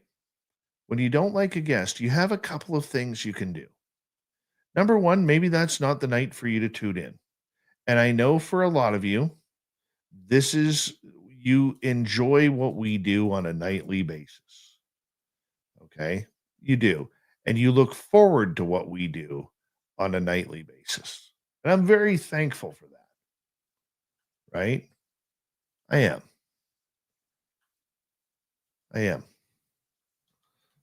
But here's what you can do. Maybe number one, it's not the night for you to tune in. If you don't like a guest, or if you don't agree with the topic. And the amount of times we actually do a conspiracy topic like that is extremely rare. But number two, you could just sit back, roll your eyes, and just think, this is part of the woo. This is part of the woo, and I may not agree with it, but there's other good people who are in the chat room or tuning on in, and we can have a good time conversing. You know, I may or may not like this guy. I may or may not agree with what this person is saying, whatever it may be, whatever the cause is. And you just enjoy the night saying, you know, it's just like when we're at work, when you're at work or whatever, sometimes you feel that you're having an off night. Okay, treat it as such. Oh, shit. I forgot to edit out the swear words. Yeah, we're going to have to bring those back here in a second. Yeah, that ain't good. Totally forgot because I was caught up in this conversation. Okay, there's no need to start insulting my show. There's no need to start saying that we're slipping or that we've gone to garbage or anything like that. Go back and count how many conspiracy theory shows I've done. It's okay.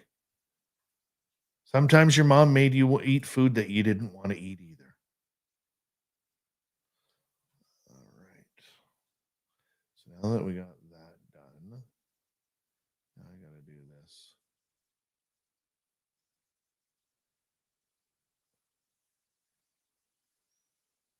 Yeah, I'll tell you right now, I thought Ole Dammegard was a great guest.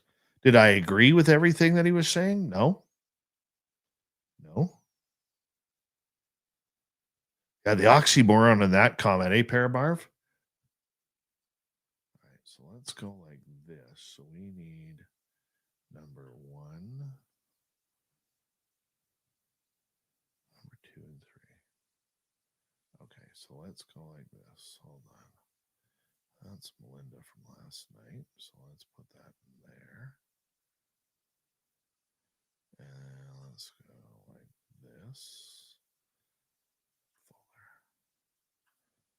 This will change the name to 1029. All right. So then we'll go like this. Move move these here, close that, and then we could open this up and go 1, 2. Give me 2 seconds, guys. I can't see what you're saying. 3.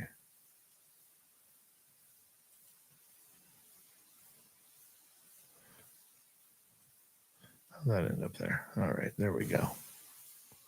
Oh, look who just became a member. Thank you very much. Still trying to figure it out.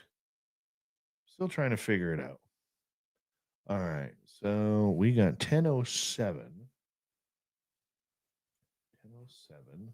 So that would have been in the first minute here. Work. Our website, spacedoutradio.com. We have a Patreon in the sub. What is this? Obliviscence. We're talking about singers. And I tell you, Mark Chapman, if it was Mark Chapman, Oh, yes. Let's bring him back in. Ola, thank you so much for being. Thank you. And I tell you, Mark Chapman, if it was Mark Chapman, feel free to chop off my right arm. Absolute bullshit. Sorry, absolute shit. Sorry, absolute beast.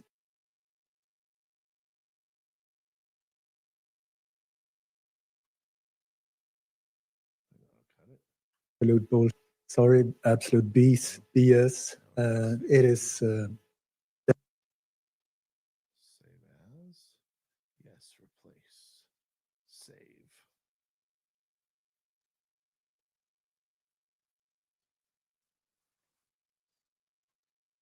So, anyways, that's my take on it.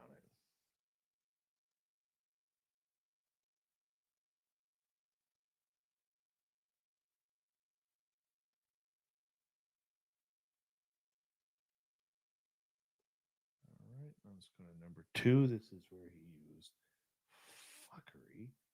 That was good. Fuckery.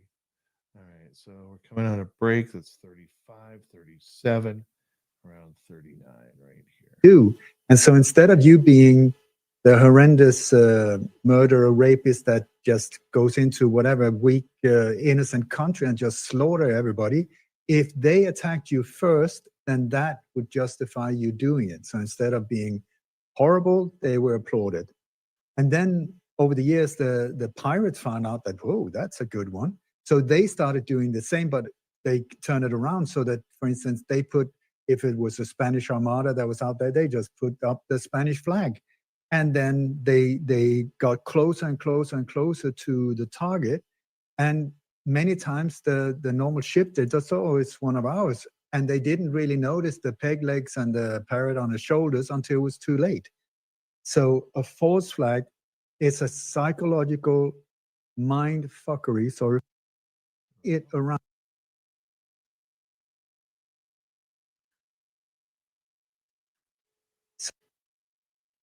So a false flag is a psychological mind fuckery, sorry for the mind fuckery, sorry. Fuckery, sorry for the fuckery, sorry. You know, that's the first time we've had a fuckery on this show. Mind, sorry for the name, but that is when they turned it around.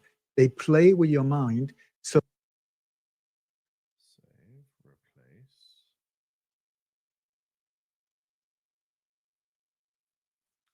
Save.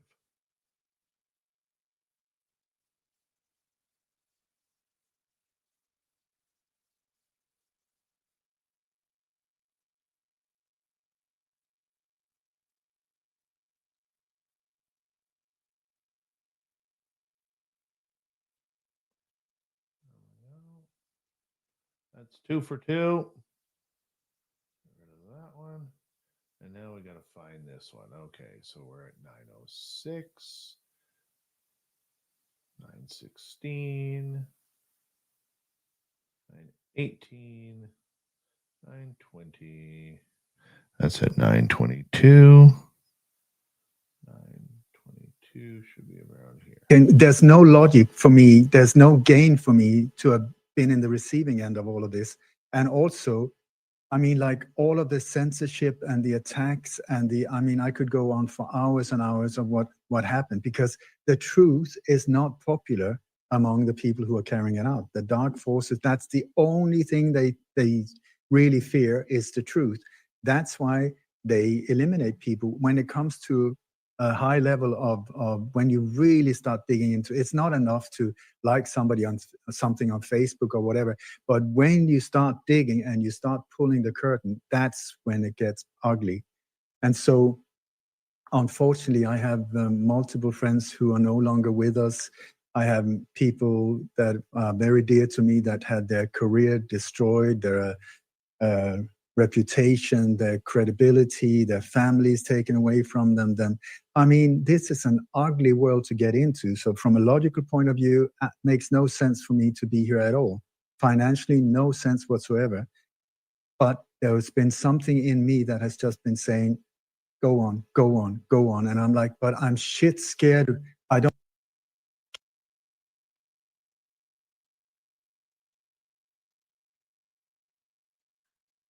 Shit scared. I don't want to.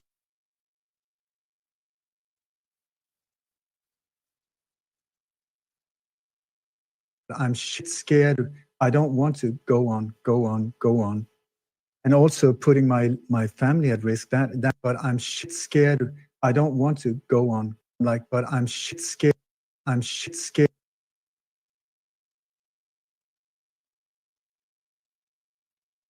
And I'm like, but I'm scared. I don't want to go on, go on, go on. Beautiful. And also, that's good editing right there. That is good frickin' editing. Good job, Davey boy. Yeah, man. Clear these, put those in the recycling bin.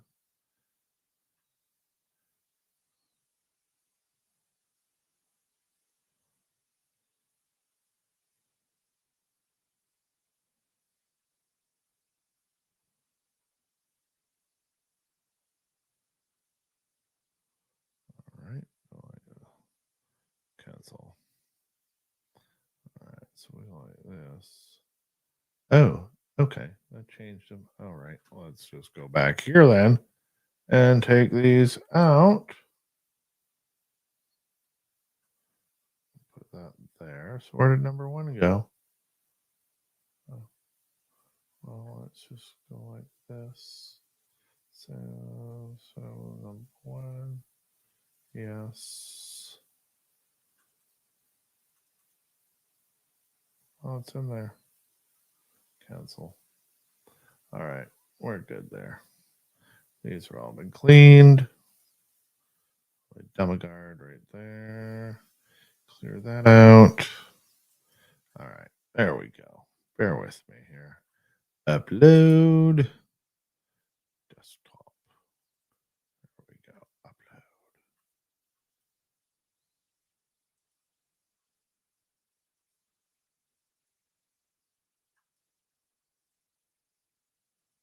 There we go. All right, there we go.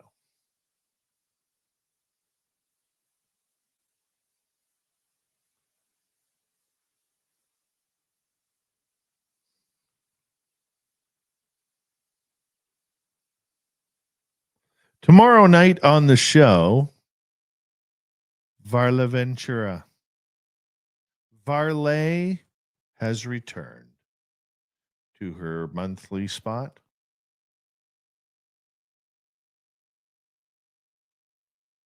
We're going to be talking about werewolves, dogman, people converting to werewolves. How freaky is that? Thank you tonight to Kimberly, T-Bone with 5 gifted memberships, Pam Harris, Sally Elkett, Jenny Whitebear, and Cat Chaser, the awesome one, God Moderator. Good to have you back, buddy, and thank you for joining the membership. And tomorrow night, we'll see you soon. Much love, everybody. Have a good night. I'm going to bed. See ya.